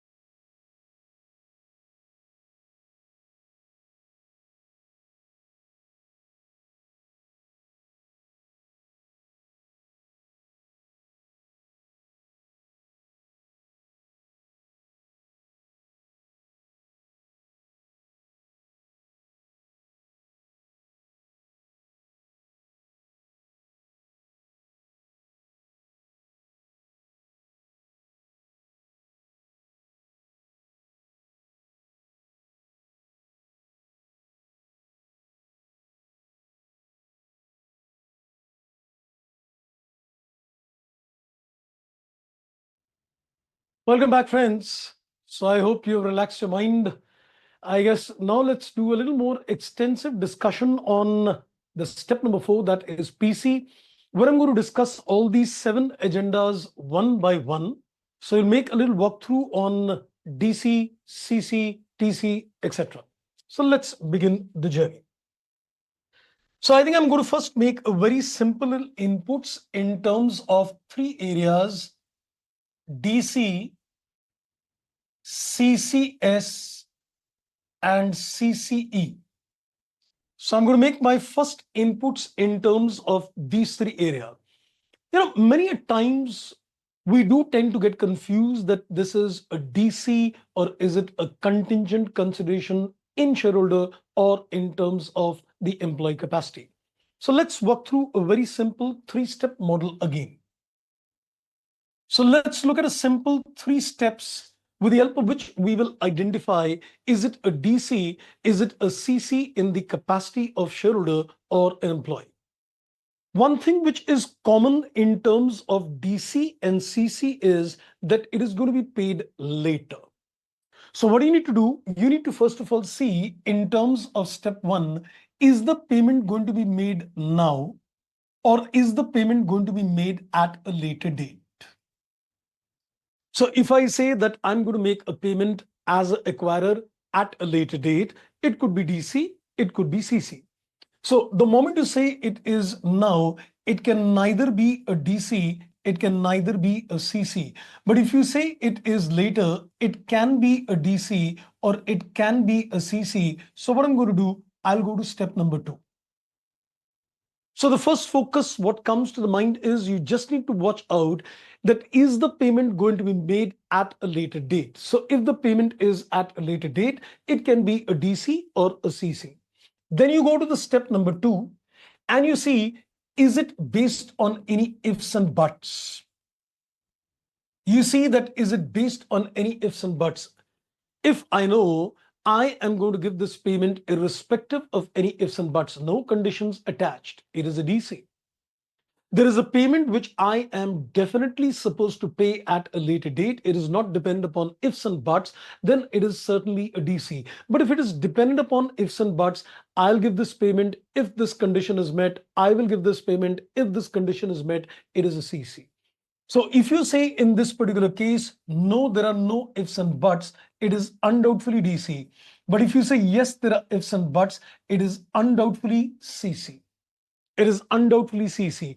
So you can say a payment in the future, number 1, and if it is not based on ifs and buts. So what are the characteristics of a DC? Payment in the future without ifs and buts. What about a CC? It is a payment in the future with ifs and buts. But now we also need to consider that is it in shareholders' capacity or is it supposed to be the employee capacity? So for this particular purpose, we go to the step number 3. And you need to see that what is the condition attached. Is the condition relating to a service condition or not? Sometimes what happens, the payment which you are giving to the shareholder of the equity, the shareholder of the equity is also the employee of that company. So the payment which is being made to a person, he is both a shareholder of that company, he is also the employee of the company. So we need to see that if the payment is given to the shareholder of that company, who is a shareholder come employee of the company, in what capacity are you giving him a payment? So if there is a service condition, it means that he's acting as an employee. So it is going to be in the capacity of an employee. But if there are no service conditions attached, that means it's not given in the employee's capacity, but it is given in the shareholder's capacity. So I think the procedure is very simple and very straight indeed. So let's put it like this. A payment in the future without ifs and buts, DC. A payment in the future based on ifs and buts, which are service conditions, CCE. A payment in the future which is based on ifs and buts but not service conditions, anything other than service condition, is a CCS. So what do we do in terms of the purchase consideration? When you say it is a case of a DC, it is a part of purchase consideration. and it'll be taken at the present value of the future payment. So whatever is the amount of consideration to be paid at a future date, take a present value of that, which is also called a fair value. That is a part of the purchase consideration. And I've already reminded you that this will also lead to unwinding or discount at a future date as well. If it is supposed to be a CCE, then it is not a part of PC. Then it is not a part of the purchase consideration. You would do the accounting under Ind AS 102 in a business combination period. Nothing will affect the acquisition accounting. This payment is being given in lieu of services to be rendered. So whatever payment is being given, it's going to be accounted under Ind AS 102, not a part of PC. If it is supposed to be a CCS, it is definitely a part of purchase consideration. In this particular case, you will take the fair value of this amount, and the fair value of this contingent consideration will of course be given in the question. So the examiner will give you what is the fair value of the CC, contingent consideration. So at the end of the day, DC is a part of the PC at a fair value, which is present value. CCE is not a part of the PC. CCS, that is shareholders' capacity, is a part of the PC at a fair value.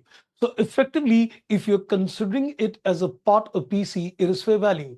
The DC is at a fair value, which is present value. CCS is again at a fair value. CCE, employee capacity, of course, not a part of PC.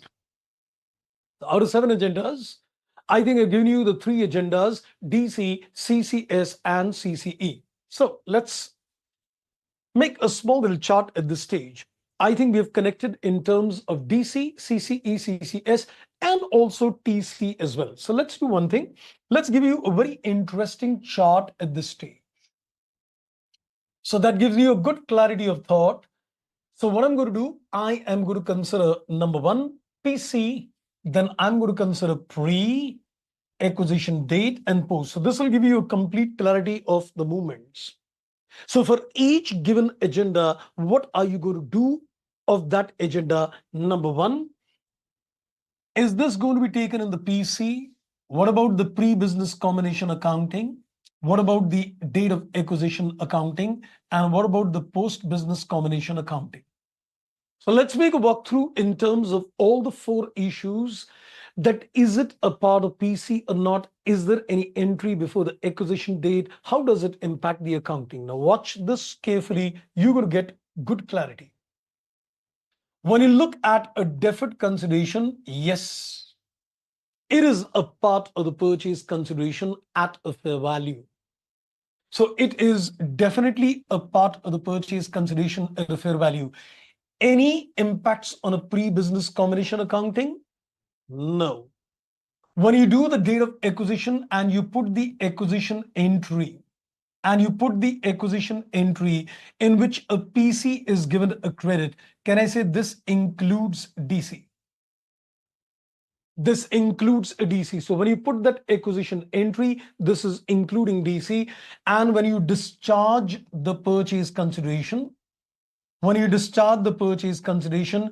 entry is PC debit and the deferred consideration gets a credit to be reflected as non-current or current as the case may be. You're going to reflect that as current or non-current in the balance sheet as the case may be, payable within 1 year or more than 1 year, whatever. Now, anything impacting the post-business combination, yes, it'll lead to unwinding of discount. You'll keep putting an entry, finance charge gets a debit and DC gets a credit. This is the entry. Your mind needs to be very clear on the picture that when I look at a DC, is it a part of PC? Yes. Is it to be taken for pre-business combination? No. In the acquisition entry, yes, a part of PC, then you discharge it, reflect it in the balance sheet, and there is an unwinding till the date of final payment. Great. Next. The second agenda, what I'm looking at is CC, that is shareholders capacity. Is it a part of the PC? Sorry. Is it a part of the PC? Yes. So whatever contingent consideration is paid as a part of the, you can say, acquisition scheme? Yes, a part of PC. Can I say, is this going to impact the pre-business combination? No. Is this going to be similar? Yes. And what will happen in terms of post-business combination accounting? You will classify this as a financial liability or as an equity instrument. So the moment you say that it is supposed to be a contingent consideration, you need to sit down and decide in the balance sheet to be presented as FL or equity. If it is an FL, it will be measured at FPTPL subsequently at every balance sheet date. The fair value gain, the fair value losses are going to be entered in the profit and loss account. And if it is an equity instrument, no subsequent remeasurements are required in this case. So the trail is clear. The trail is taken as a part of PC, similar kind of treatment like DC, and unlike unwinding, here we've got updation of the contingent consideration at a fair value if it is FL. Next, we're looking at the third combination, and that is contingent consideration in the employee's capacity. If it is a contingent consideration in the employee's capacity, then in this particular case, it's not a part of PC. So not a part of PC, no impact on pre-business combination, no impact in terms of acquisition date. It's going to be purely accounted under Ind AS 102. If there is any payment you make to the shareholders who are also employees of the acquiring company, it's going to be purely accounted under Ind AS 102. It's a share-based payment and it will be completely dependent upon 102. Next. Number 4, I am looking in terms of TC. It is again not a part of PC, no pre-business combination. The entry you're going to pass is transaction cost gets a debit and the bank gets a credit. That's it. So whatever TC is paid, the TC is going to be simply taken as an expense, a revenue expense in the P&L on acquisition date. And any subsequent accounting, no. I hope this chart gives you a lot of clarity in terms of things. You should be able to make a very good walkthrough that if there is a DC, you need to be clear. Is it part of PC? What are the entries in a pre, in an acquisition date, and a post-business combination? This is going to be very helpful in terms of clarity. So out of the 7 issues, we have covered a total of 4 issues with you. Now we are going to come to the 5th issue, and that is PHI, then SBP. So let's go to the next issue. My next area of discussion is the agenda, that is PHI. We'll give you a similar kind of chart in PHI as well. But first, I think we need to connect ourselves in terms of what is to be done in a PHI. Let's, I think, make a chart itself. That'll be good because we'll maintain a consistency in terms of understanding the larger issue. So let's take PC, then pre-business combination, post, and later. So let's see, is it to be taken as a part of PC? This is pre-business combination accounting. This is date of acquisition, and this is post-business combination accounting. Now, please hear this carefully because you can get some independent questions on previously held interest, that is PHI, or what we call step acquisitions, independently as well. There have been some questions in the study material where there are 2 combinations which are given. Now, what is the 2 combination? First of all, is it going to be considered as a part of the PC or not? I would say yes, it is a part of the PC, again at a fair value. Irrespective, it is a conversion from passive to control or significant influence to control. Your previously held investment is a part of the purchase consideration at a fair value. Now, what do you need to do in a pre-business combination? There is a case number 1. There is a case number 1. You are a passive investor and you're converting into a control. Or there could be a case number 2 where you've got a significant influence and you're converting into a control. So when you're looking at 103, the 2 combinations you're going to confront in terms of step acquisition is that you were a passive investor converting to control, or you've got a significant influence converting into a control. Now, your mind needs to be very clear that if you're a passive investor, you were accounting under 109. And these investments could have been accounted either at FPTPL or they are accounted under FPTOCI. Because equity investments in financial instruments are either accounted under FPTOCI NR or under FPTPL that you've already seen in terms of financial instruments. Which means that if I am looking at this particular case, you need to see, were you accounting under FPTPL or were you accounting under FPTOCI-NR? Now watch this carefully.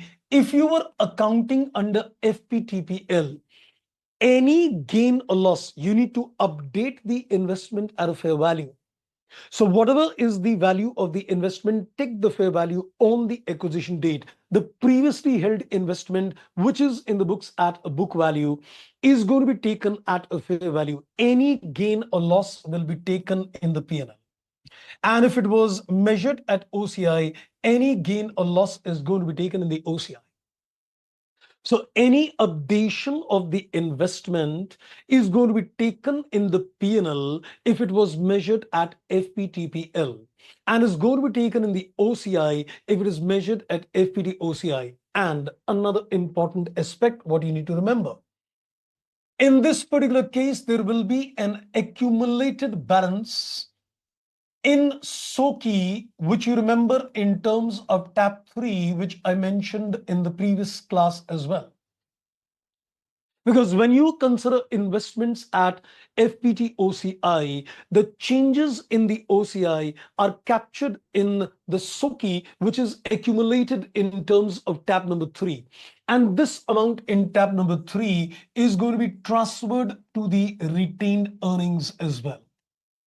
And it's not going to be rooted in the P&L because you know that if there is any kind of investments which is supposed to be OCI NR, then the accumulated balance in tab 3 directly shifts to tab 2, which I've illustrated in the previous sessions as well. So remember one thing, that the changes in the fair value goes in the P&L, the changes in the fair value goes in the OCI, and the accumulated balances in the tab number 3 is shifted to the tab number 2 in retained earnings in this case. So this goes to the retained earnings, that is tab number 2 in terms of SOCI. Next, if you're looking in terms of these investments which are measured at a Ind AS 28, because if there was a significant influence, they were accounted under Ind AS 28 using equity method. So there is a book value of this investment based on equity method, and now we need to consider a fair value. So any kind of gain or loss arising on updation of the fair value in this case is again going to be taken in the P&L. So what do you need to do in this particular case? A remeasurement of the previously held investment at a fair value. So whatever investments are there with you, so the broad case is, if you were under Ind AS 28, the remeasurement goes gain loss in the P&L. If you're under Ind AS 109, it goes to P&L or OCI as the case may be. So this is what is done before passing the acquisition entry. Any impact on the acquisition entry? When you do the acquisition entry, you are going to take a PC credit, and this includes PHI. This includes the previously held interest at a fair value, which I've already mentioned. Now, another thing what you need to do at this particular stage, when you already have an investment in the balance sheet, so when it comes to discharge of the purchase consideration, you can put the entry PC debit and the investment will be given a credit. So get this also very clear, that in this you've taken the PHI at a fair value. When it comes to discharge, you don't need to pay anything for the previously held investment. So what are you going to do? You're going to put the entry PC gets a debit, and the investment which has already been updated at a fair value will get cancelled. Anything to be done in a post-business combination accounting? Nothing. So get the trails very clear that if there is a PHI, yes, I need to take a fair value as a part of the PC. The changes in the fair value goes in the P&L or OCI. And if it is equity method of accounting, P&L, and when you do the discharge of the PC, cancel the investments in this case. That is the agenda number 5. That is agenda number 5. Out of 7 issues, I've given you the 5th issue. Now let's go to the next issue. And that is the issue number 6, which we are looking at a share-based payments.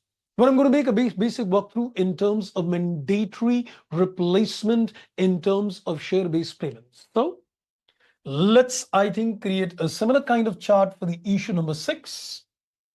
Let's get the clarity. What is the status in terms of PC, pre-business combination, post-business combination, and date of acquisition? So looking at PC, we're looking at pre-business combination, we're looking at date of acquisition, and we're looking at post-business combination accounting.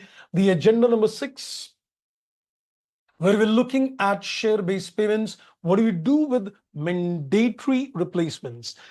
Just to remind you, there are more combinations, like for example, optional replacement, mandatory replacement, and no replacement. But I think I'm concentrating right now on the case of mandatory replacement, when the acquirer mandatory replaces the share-based payments of the acquiree employees. So here I'm looking at the case which is a case of mandatory replacement. Is it to be taken as a part of the PC? Yes. The question now comes into mind, what is the amount to be taken as a part of the PC? That's the crucial calculation. So the amount which is taken as a part of the purchase consideration, we are going to consider the fair value of original award on date of acquisition.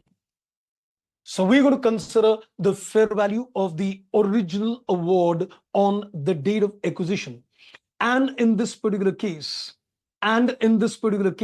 we can say, in this particular case, we are going to consider fair value of the original award on date of acquisition. And we need to multiply this with the vesting period completed. We need to consider the vesting period completed upon the original vesting period or the total vesting period, whichever is greater. Whichever is greater. So this is one thing which you need to keep in mind, that you need to consider a proportionate fair value. In simple words, we can say the amount to be taken as a part of the PC is the proportionate fair value. You take the fair value of the original award on acquisition date and take a proportion. Whatever is the vesting period already completed upon the original or total vesting period, whichever is greater. Because once the acquirer issues the share-based payments, he may tend to change the vesting period, increase it or decrease it. So you need to consider the original or the total, whichever is greater in this particular case.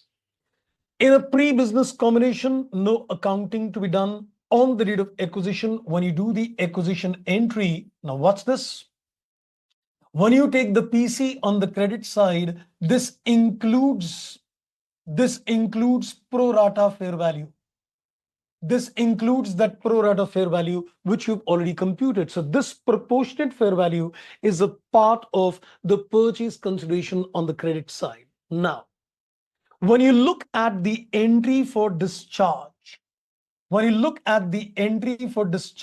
the purchase consideration, your entry is PC gets a debit and the SBP reserve is going to get a credit.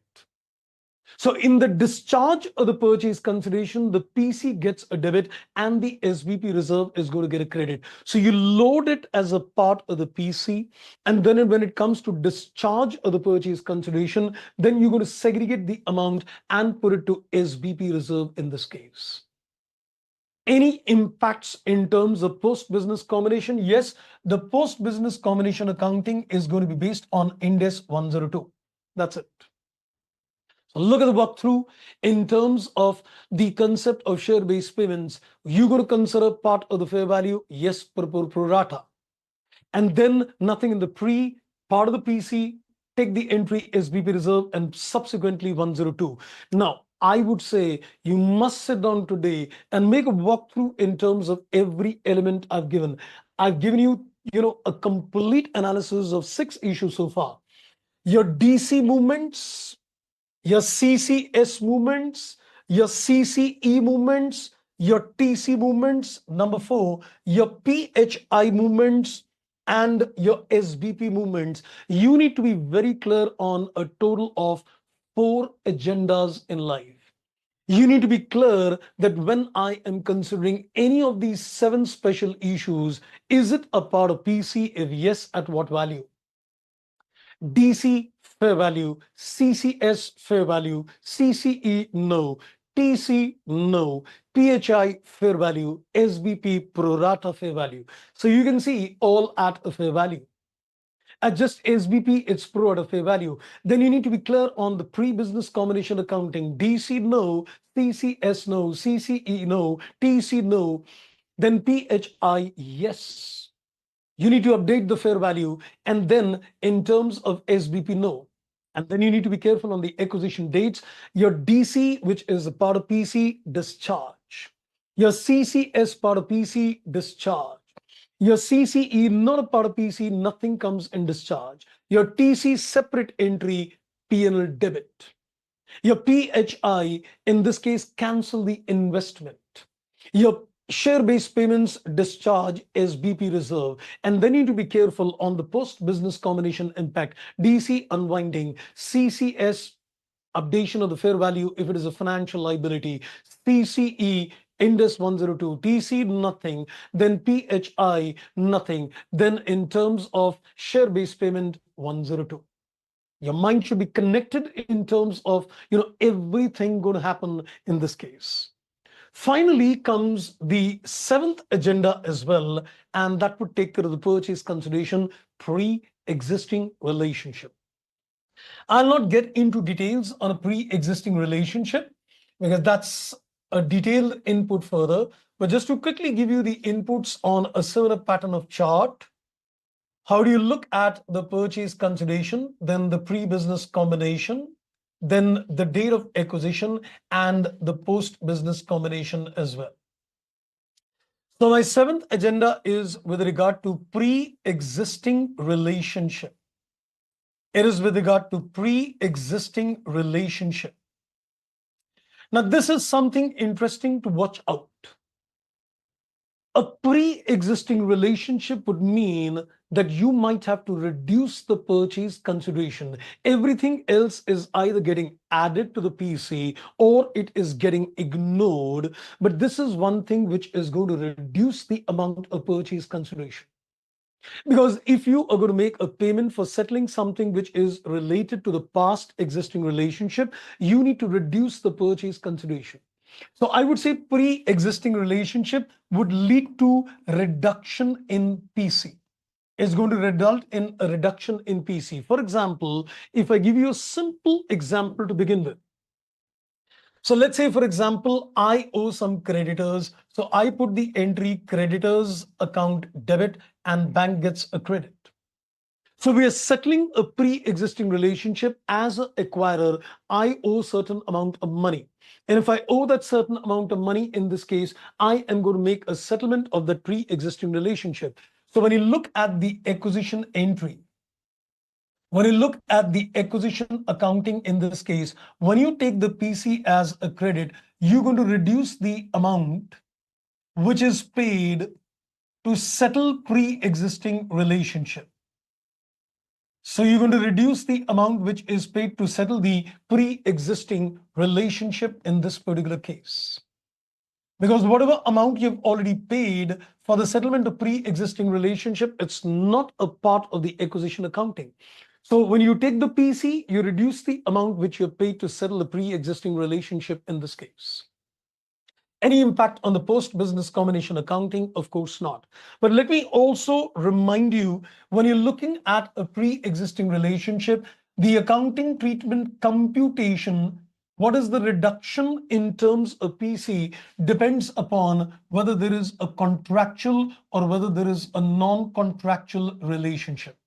But those details, of course, you can watch the videos earlier, because the amount of reduction in terms of PC will depend upon whether it is a contractual or a non-contractual relationship. And also remember one thing, that these pre-existing relationships could also lead to, what we call certain, intangible assets at time. Because this could also lead to certain intangible assets as well, that detailed discussions also we have made earlier in the detailed sessions. Because what you've done in almost like 10 lectures, capturing it in one single lecture is a big task indeed. You'll appreciate that part. So I think that was my step number 4, which was in terms of calculating the purchase consideration with a 7 agenda. Now let's go to the step number 5 and step number 6. Then I think we'll open the gateways that you'll be able to ask questions after that. So I think let's begin the journey. Let's go to the step number 5, which is pretty simple without getting into much complications on step 5, that is NCI. So my step number 5 is the NCI, and my step number 6 is supposed to be the goodwill calculation. So almost quite mathematical computations indeed. So when you're looking in terms of NCI, this NCI is to be calculated on the date of acquisition, and the standard gives you a choice that you can calculate this NCI either at what we call PASNA, proportionate share in net assets, or it can be taken at a fair value. The standard Ind AS 103 gives you a complete choice in terms of how the NCI is to be taken. If it is at PASNA, you will take the net assets. Which you've taken in step number 3B. And you're going to multiply this with a percentage which is held by NCI. So you just need to consider the list of the net assets, what we've taken in terms of step number 3. And in this particular case, once you pick up the net assets in step 3B, if the NCI has got a 30% stake, just take a 30%, get the figure, that's straight. If it is at a fair value, you need to consider the number of shares held by NCI. You need to consider the number of shares held by NCI, and you got to multiply this with, you can say, the fair value per share, which the question is going to give you. So he will give you the fair value per share of the acquiring company. So I will say that, okay, how many shares are there with the NCI? Multiply that with the fair value per share, and you get the status of the NCI at a fair value. Now, another important inputs to remind you. If your NCI is taken at PASNA, we get what we call a partial goodwill. And if you consider NCI at a fair value, we get what is called a full goodwill. And this can have its implications in terms of impairment testing. So when a company is going to do impairment testing, in those particular cases, you need to be careful that the goodwill is full or is it partial in nature. Because if you're going to get a full goodwill, then impairment will not create a problem. But if it is a partial goodwill, then as per Ind AS 36, a grossing up of goodwill is required for the purpose of impairment testing. So your mind needs to be very sharp, especially when you come to the consolidation, because impairments is not what is going to hit our Ind AS 103 treatment. But when it comes to Ind AS 110, your goodwill is partial or full will definitely impact the calculations of impairment, and the loss on impairment is borne by whom. So that is one picture. Then finally, in terms of step number 6, we're looking at the calculations of goodwill, or we can say the bargain purchase gain, or in simple words, a capital reserve journey. Now that's a pretty simple mathematical exercise in terms of calculating a goodwill. So we're going to use a simple little format. you consider the purchase consideration which you have taken in step 4. And to this you add your NCI which you have taken in step number 5. So you have got all the data with you, the purchase consideration in step 4, the NCI in step 5, add the two, and then you compare it with the net assets, which you've computed in step number 3B. So everything is well organized with us. The PC in step 4, the NCI in step 5, and the net assets in step 3. If you get a positive value, then that's going to be called as a goodwill. If you're going to get a negative value, then it's going to be called as a bargain purchase gain, or what we call a capital reserve. As simple as that. So that was step 6. And then finally, we've already seen step number 7, which is the journal entry, which you're going to pass, consolidating all the 6 steps in a single go. Fair enough. I think we have covered the 7-step models on acquisition accounting. And I think it's time first, to take up some questions. If you've got, Abrakesh, you are connected. If you've got any questions, let me know. Otherwise, I can tell something more as well. So let's see if you've got any questions.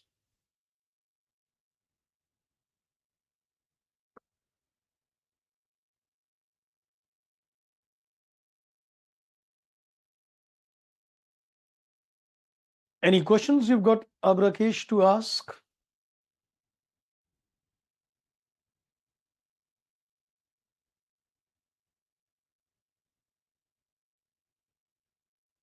Okay, I think so far seems to be good. So I guess no questions coming in.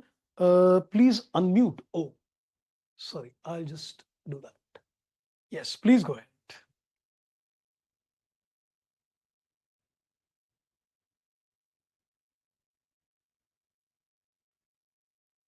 Yeah, you're unmuted, beta.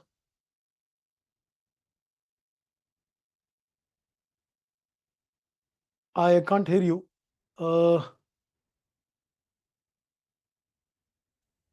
Sir, I'm audible? Yeah, now you're audible, beta. Yes, Okay, please go sorry, ahead. I might be far from my computer. Sir, my question is towards the non-inclusion of TC. Earlier, when there was a concern for holding company and this purchase consideration, many a times the statement, adjustment has been given that a particular cost of this sort of transaction is a part of a purchase consideration. So, it was as per earlier requirement, and now we need not take, or in question, it may be given that TC is a part of purchase consideration. Sorry, can you come again? You're comparing the IGAP versus Ind AS position, right? Sir, yeah. With regard to the previously held investment. No, TC, transaction cost. Transaction cost. Okay. Well, I think Ind AS is very clear on the position that, if you've got any kind of transaction cost, you can't, record it as a part of the acquisition entry. I'll give you a basic logic for that as well. Even in IGAP, if you're looking at AS 14, it never used to be a part of PC. I think if you're comparing the two situations, even in terms of accounting standard 14, we never used to consider any transaction cost as a part of PC. So the position remains the same. And I'll tell you the logic for that. You see, if let's assume you take it as a part of the purchase consideration for 2 moments. So when you take it as a part of purchase consideration, can I say your goodwill will go up mathematically? Let's get this from you. Goodwill may. I'll give you the picture Yes. to the side. Basically, just imagine on a mathematical front that this is the entry. So you're taking net assets, that is a debit. Then you take the NCI and you take the purchase consideration credit. And that's how you're going to get a goodwill as a balancing figure. Yes. So I'll just tell you one thing. Let's assume for a moment that you include this TC as a part of PC. The credit side goes up, correct? Yes. So can I say if you would take it as a part of this, your goodwill will increase? Yes. And if your goodwill will increase, indirectly what will happen that this transaction cost will ultimately one day go to the P&L upon impairment of goodwill. Okay. You'll agree with me, right? But the main agenda is, why would I allow you a capitalization of TC? Now see something very interesting. Yeah. There are one or two clarifications given in the education material, and I'd like to draw attention to that. Let's say if you're looking at PPE or you're looking at intangible assets as individual standard, you're looking at Ind AS 16 or you're looking at Ind AS 38. 38. And if there is a TC which is incurred, a commission brokerage paid, it gets added to the cost of the asset. Yes. I'm allowing a capitalization advantage. Yes. But the moment it comes to the case of Ind AS 103, immediately they decided that it is going to be treated as a revenue expenditure and hit your P&L immediately.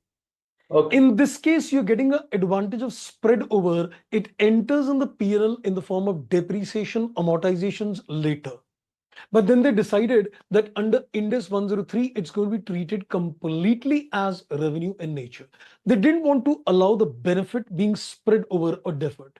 Therefore, they decided TC is not going to be taken in PC. Okay. It is a one-time expenditure. Let's put that in the profit and loss account right away. A standalone asset, you can say that it is directly attributable. Okay. But in terms of group of assets, you can't say it is directly attributable. Therefore, there was a different treatment decided for a standalone assets and for a business acquisition. Okay. Thank you, sir. You're welcome. Any more questions coming to your mind? No, sir. Okay, great. Then I think I can take my journey forward. I've already done the discussions on acquisition accounting. Now, what I want to do is quickly, because we've got some time, I want to now take you on reverse acquisition. And I think the most typical input which comes in is the calculation of the purchase consideration. So what I'm going to do with the time I'm now going to spend is on the calculations of the purchase consideration in a reverse acquisition. Let's take an example. So acquisition accounting aspects done. Now let's go to the case of reverse acquisition. And trust me, as far as reverse acquisition is concerned, the steps are quite similar, except that we don't do the step number 7 of putting a journal entry. But trust me, if you look at all other steps, it is exactly similar. The only thing which changes is the step number 4, which is the step number 4. And I think I want to draw attentions on that. So my focus is on the step number 4, that is the calculation of the purchase consideration. And this is one area I know people tend to get a lot of confusion indeed. So what I'm going to do, I'm just going to take a small little illustration which is there in the study material as well. Just give me a second. And I'm just going to use that to illustrate the concept out here. So I'm just going to explain that illustration itself, I guess, if I'm able to locate that. Otherwise, I'll just quickly take that example on my own. Okay. So I may not be able to share that on the screen, I guess, but I'm just going to open that illustration in front of me at least. So this is from the study material itself, which I am taking. That's on reverse acquisition. Just give me a second.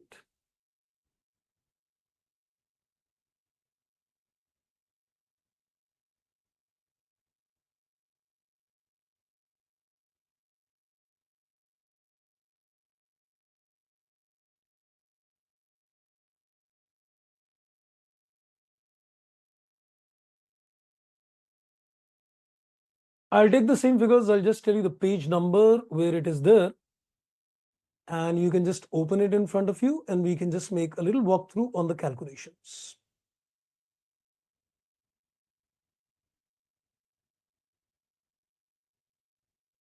I think it's there at the end on test your knowledge.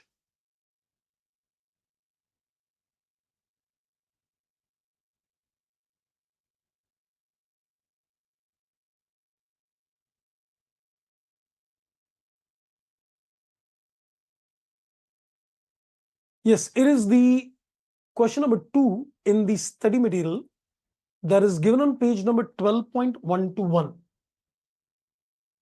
It's on page number 12.121. there is a question number 2 which is given test your knowledge. I'm just going to make a walkthrough on that particular thing. So I'll just give you a quick data with the help of which we're going to look at the information. So we are given there are two entities A and B. And it is very clearly stated in the question as well that as far as A is concerned, he is supposed to be a legal acquirer.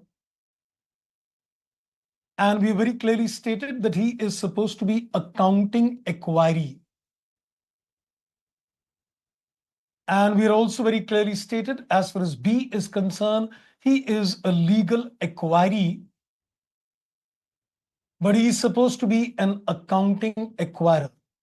So the only challenge which comes is that who pays the consideration is not the accounting acquirer. So I'm giving you a little more position what is given in the question. So we are given the fair value of these shares. First, let's give you the number of shares which is there in the balance sheet. And let's also give you the fair value of the shares. So if you look at the fair value of the shares, A is 16 and B is supposed to be 40. And I guess if you look at the number of shares in the balance sheet of the company, A has got a total of 100 shares and B has got a total of 60 shares. And if you look at the exchange ratio, A is going to issue to B a total of 2.5 shares. So A is giving 2.5 shares for every 1 share. This is the status of the details. Okay, fair enough. So let me, I think, take this further. Okay, let's come back. Okay, I'm now going to first of all take you to the inputs. Let's do the calculations of the purchase consideration in this particular case. So this is the data. Entity A, the number of shares and the fair value is given, and A is giving a consideration to B. Now, what do we need to do in terms of the calculation of PC if it is a reverse acquisition? Let's watch this carefully. When you calculate a PC, I would say the first thing you need to do is calculate the percentage of shares which A gets in the merged entity and the percentage of shares which B gets in the merged entity. Let's get the percentages which are going to prevail post the business combination.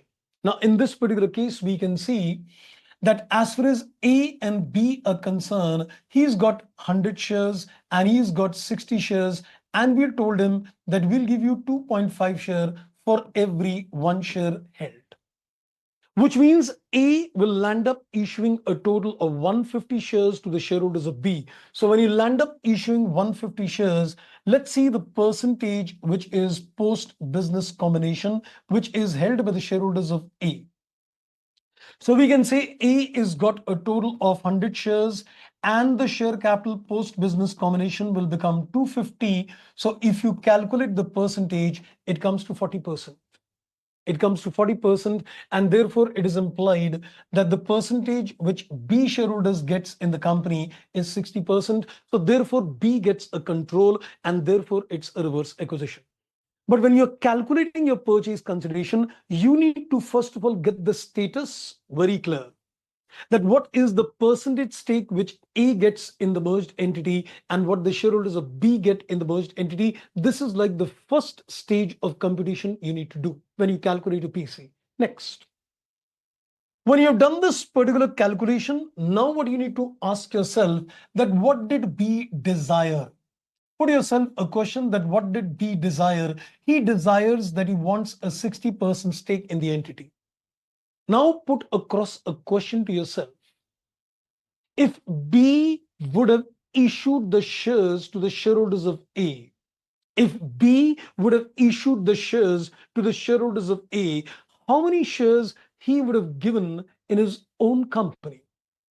So you need to see that in order to maintain that 60% stake, if I want to desire that 60% stake, I need to put across a question, how many shares B would have given, how many shares B would have given to A?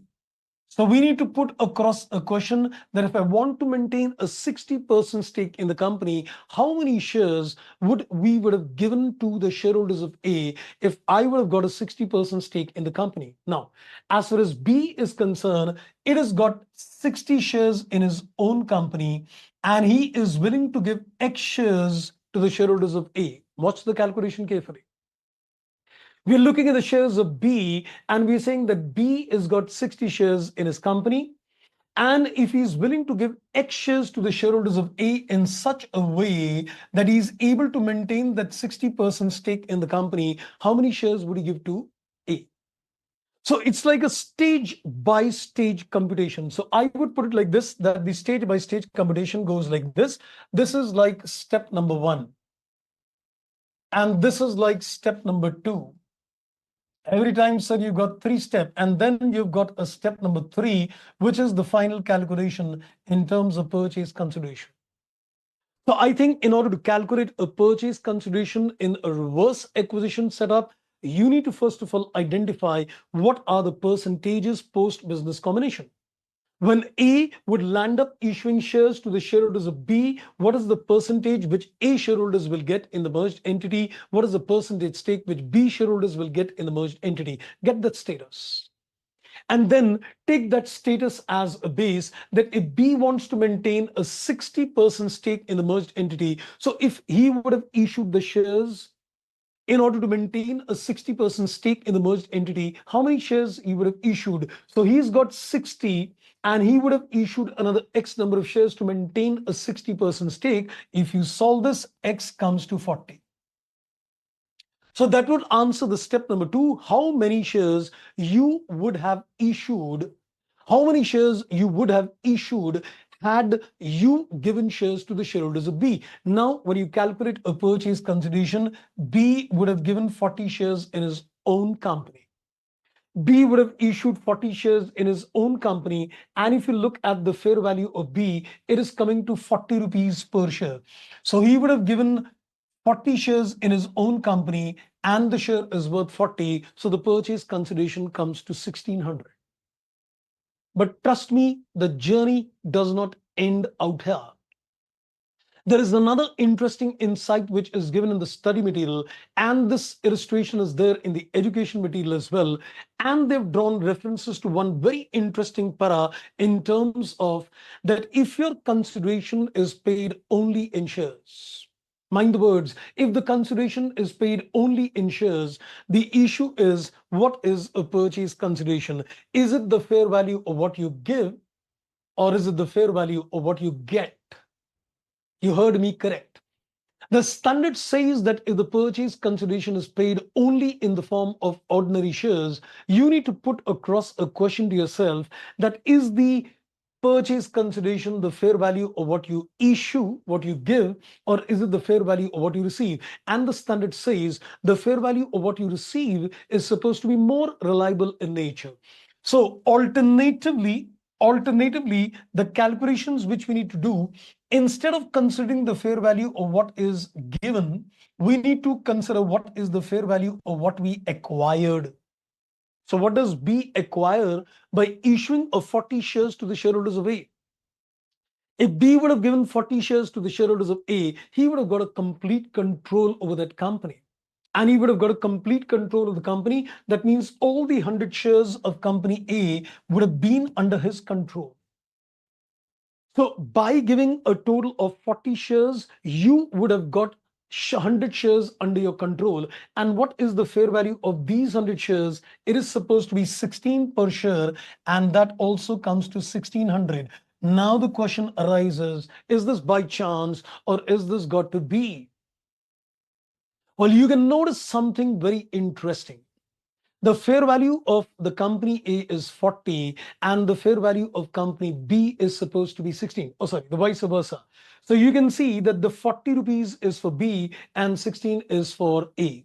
So if you calculate this 40 divided by 16, it comes to exactly 2.5. Which means A is telling B that your share is 2.5 times mine. That's why he's willing to give 2.5 shares for every 1 share. The exchange ratio is based on the fair value of the shares, and therefore, whether you calculate the fair value of what you gave or the fair value of what you received turns out to be the same. So can you just consolidate this picture once again? Let's, I think, make a walkthrough on this. As I said, the only crucial point in terms of reverse acquisition is the calculation of the purchase consideration. So my advice is, when you're looking at a reverse acquisition PC, go with a simple three-step model. At the first instance, you need to identify, and this exercise in any case you would have done in order to identify whether it is a reverse acquisition or not. So in this particular case, you identify what is the post-acquisition percentages which are there with A and B. This you would have done because if you want to identify it's a reverse acquisition, you need to know what is the percentages after the acquisition date. Now, since in this case the control passes on to B, that is my step number one, which proves it's a reverse acquisition. Go to step number two. See that B desires a 60% stake. So put across a hypothetical question to yourself, that if B would have issued shares to the shareholders of A in such a way that he maintains a 60% stake, how many shares B would have given to the shareholders of A? 40. And then you go to the step number three, which has got two different aspects. B would have given 40 shares worth 40 rupees each, and the consideration would have been 1600. Don't stop your calculations at this stage. The standard also says the consideration is paid only and only in the form of equity shares. What you need to do in this particular case, you need to consider the fair value of what you acquired rather than considering the fair value of what you gave. So in this particular case, we will say that, okay, B, by giving 40 shares to A, would have got 100% control over A. So he would have acquired 100% control over all the 100 shares of A. Let's take the fair value of what you receive. And incidentally, the fair value of what you gave and the fair value of what you received turns out to be the same, for the reason that the exchange ratio is based on the fair value of the share. Had this been different, which cannot be logically different, you may not see different answers coming in. So that was one more agenda which I thought I must take up. So we've covered the aspect of acquisition accounting. We've covered the aspect of reverse acquisitions. Common control accounting is pretty simple and straight because everything is done at a book value. And just to remind you a few issues on a common control, there are 2-3 agendas which you need to keep in mind. Everything, all the assets and liabilities are taken at a book value. There is no concept of fair value accounting. That's one. Secondly, when you consider a purchase consideration in a common control, you need to consider the shares issued at a face value and not fair value. So you're going to consider the PC as the sum total of the cash paid and the face value of the equity, not the fair value. I think that sounds simple and straight. So that was a crux in terms of Ind AS 103. I guess I'll just put across once again. We've got a few minutes. If there are any further questions coming in, Sir, yes, please, Abrakesh. Yes. Sir, here A Limited has transferred 150 shares to B in this illustration. Correct. And while calculating purchase consideration, it is 100 shares have been taken. Why? Okay. You see, if it would have been a normal case of acquisition accounting, your PC would have been 150 into fair value. Correct? Okay. But in case of reverse acquisition, we don't consider what is given. We need to consider what would have been given.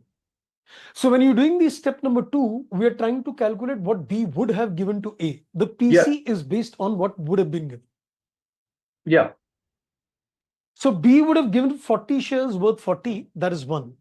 But since we are saying that the consideration is only in equity share, we will say that by giving 40 shares to the shareholders of A, B would have got a control of 100 shares of A. So, okay, A's got it's 100 the point shares. of control. I mean, focus is on control. Correct. Number of shares, not the what they have got as a part of deal. Yeah. 150 against 100, I meant. No. Let me just come back again. This is what B would have given to A, right? Yes. So what B would have given is 40. 40 shares. By giving 40 shares, B would have given 40 shares to A. What B would have got? Okay. control over the shares of A, Okay. Okay. that's 100. Okay. One more thing, sir. Irrespective of the ratio here, I mean, when both the figures are same, suppose instead of this ratio, there would have been another ratio also. There might be, matlab, in question. Again, the You same mean to value, I say mean, other than 2.5, right? yeah, here it's a 40 by 16. Suppose it is something else, say 75 and 25 or whatever. Again, if we calculate these two, I mean 40, what he would have given and what he acquired, it will be same here in case of 1600. But suppose Yes. so is same again, the value will be same. I didn't mean No, 1600. no, then it will not be same. Calculated. Then it will not be same. And I would consider the PC as fair value of what I've acquired rather than given. No, that's true. Yeah. Suppose, I mean, let's take first case. Suppose ratio is some other thing, and what we would have given to the A, suppose it comes to 25, for example, and fair value is 40 here. Say we keep it same, so it comes to 1000. So now, I mean, for balance is going to be 75. No. I got your point. I think you're looking at the fact that if the exchange ratio would have been something different, you see, this percentage would get decided by exchange ratio, right? Yes. I will take this percentage as a base itself to calculate how many shares B would have given to A. Yes, yes. And I would have said that B would have given these X number of shares into fair value. Yes. And I would have said, okay, what is more reliable? By giving these many shares, B would have got control over entire 100 shares of A. Yes. Everything will remain exactly similar. You got my point? Okay. Okay. Yeah. Okay, sir. That's all. You're welcome, madam. You're welcome. Thank you, sir. You're most welcome. Right, I think so. I think that seems to be the end of things. Sorry, So sir. One more. Sorry. Hanji beta, Sir, please. in today's lecture, you have used twice the educational material. Now, what is that? Well, I use education material, though it's issued for the members by the Accounting Standard Board. You need to refer the ICAI study mat or the Board of Studies. Okay. But being a member, you know, I've drawn references from there as well. Okay, I got it. Okay. Yeah. Right. So that's great indeed. So I think that's all for the day. It was again interesting and wonderful to interact with you. So I think we're going to join you in the next sessions on Ind AS 110. So thank you very much. Bye-bye. Take care and enjoy your day. Thank you. Good night. Thank you. Haji. Thank you. Thank you, Manish.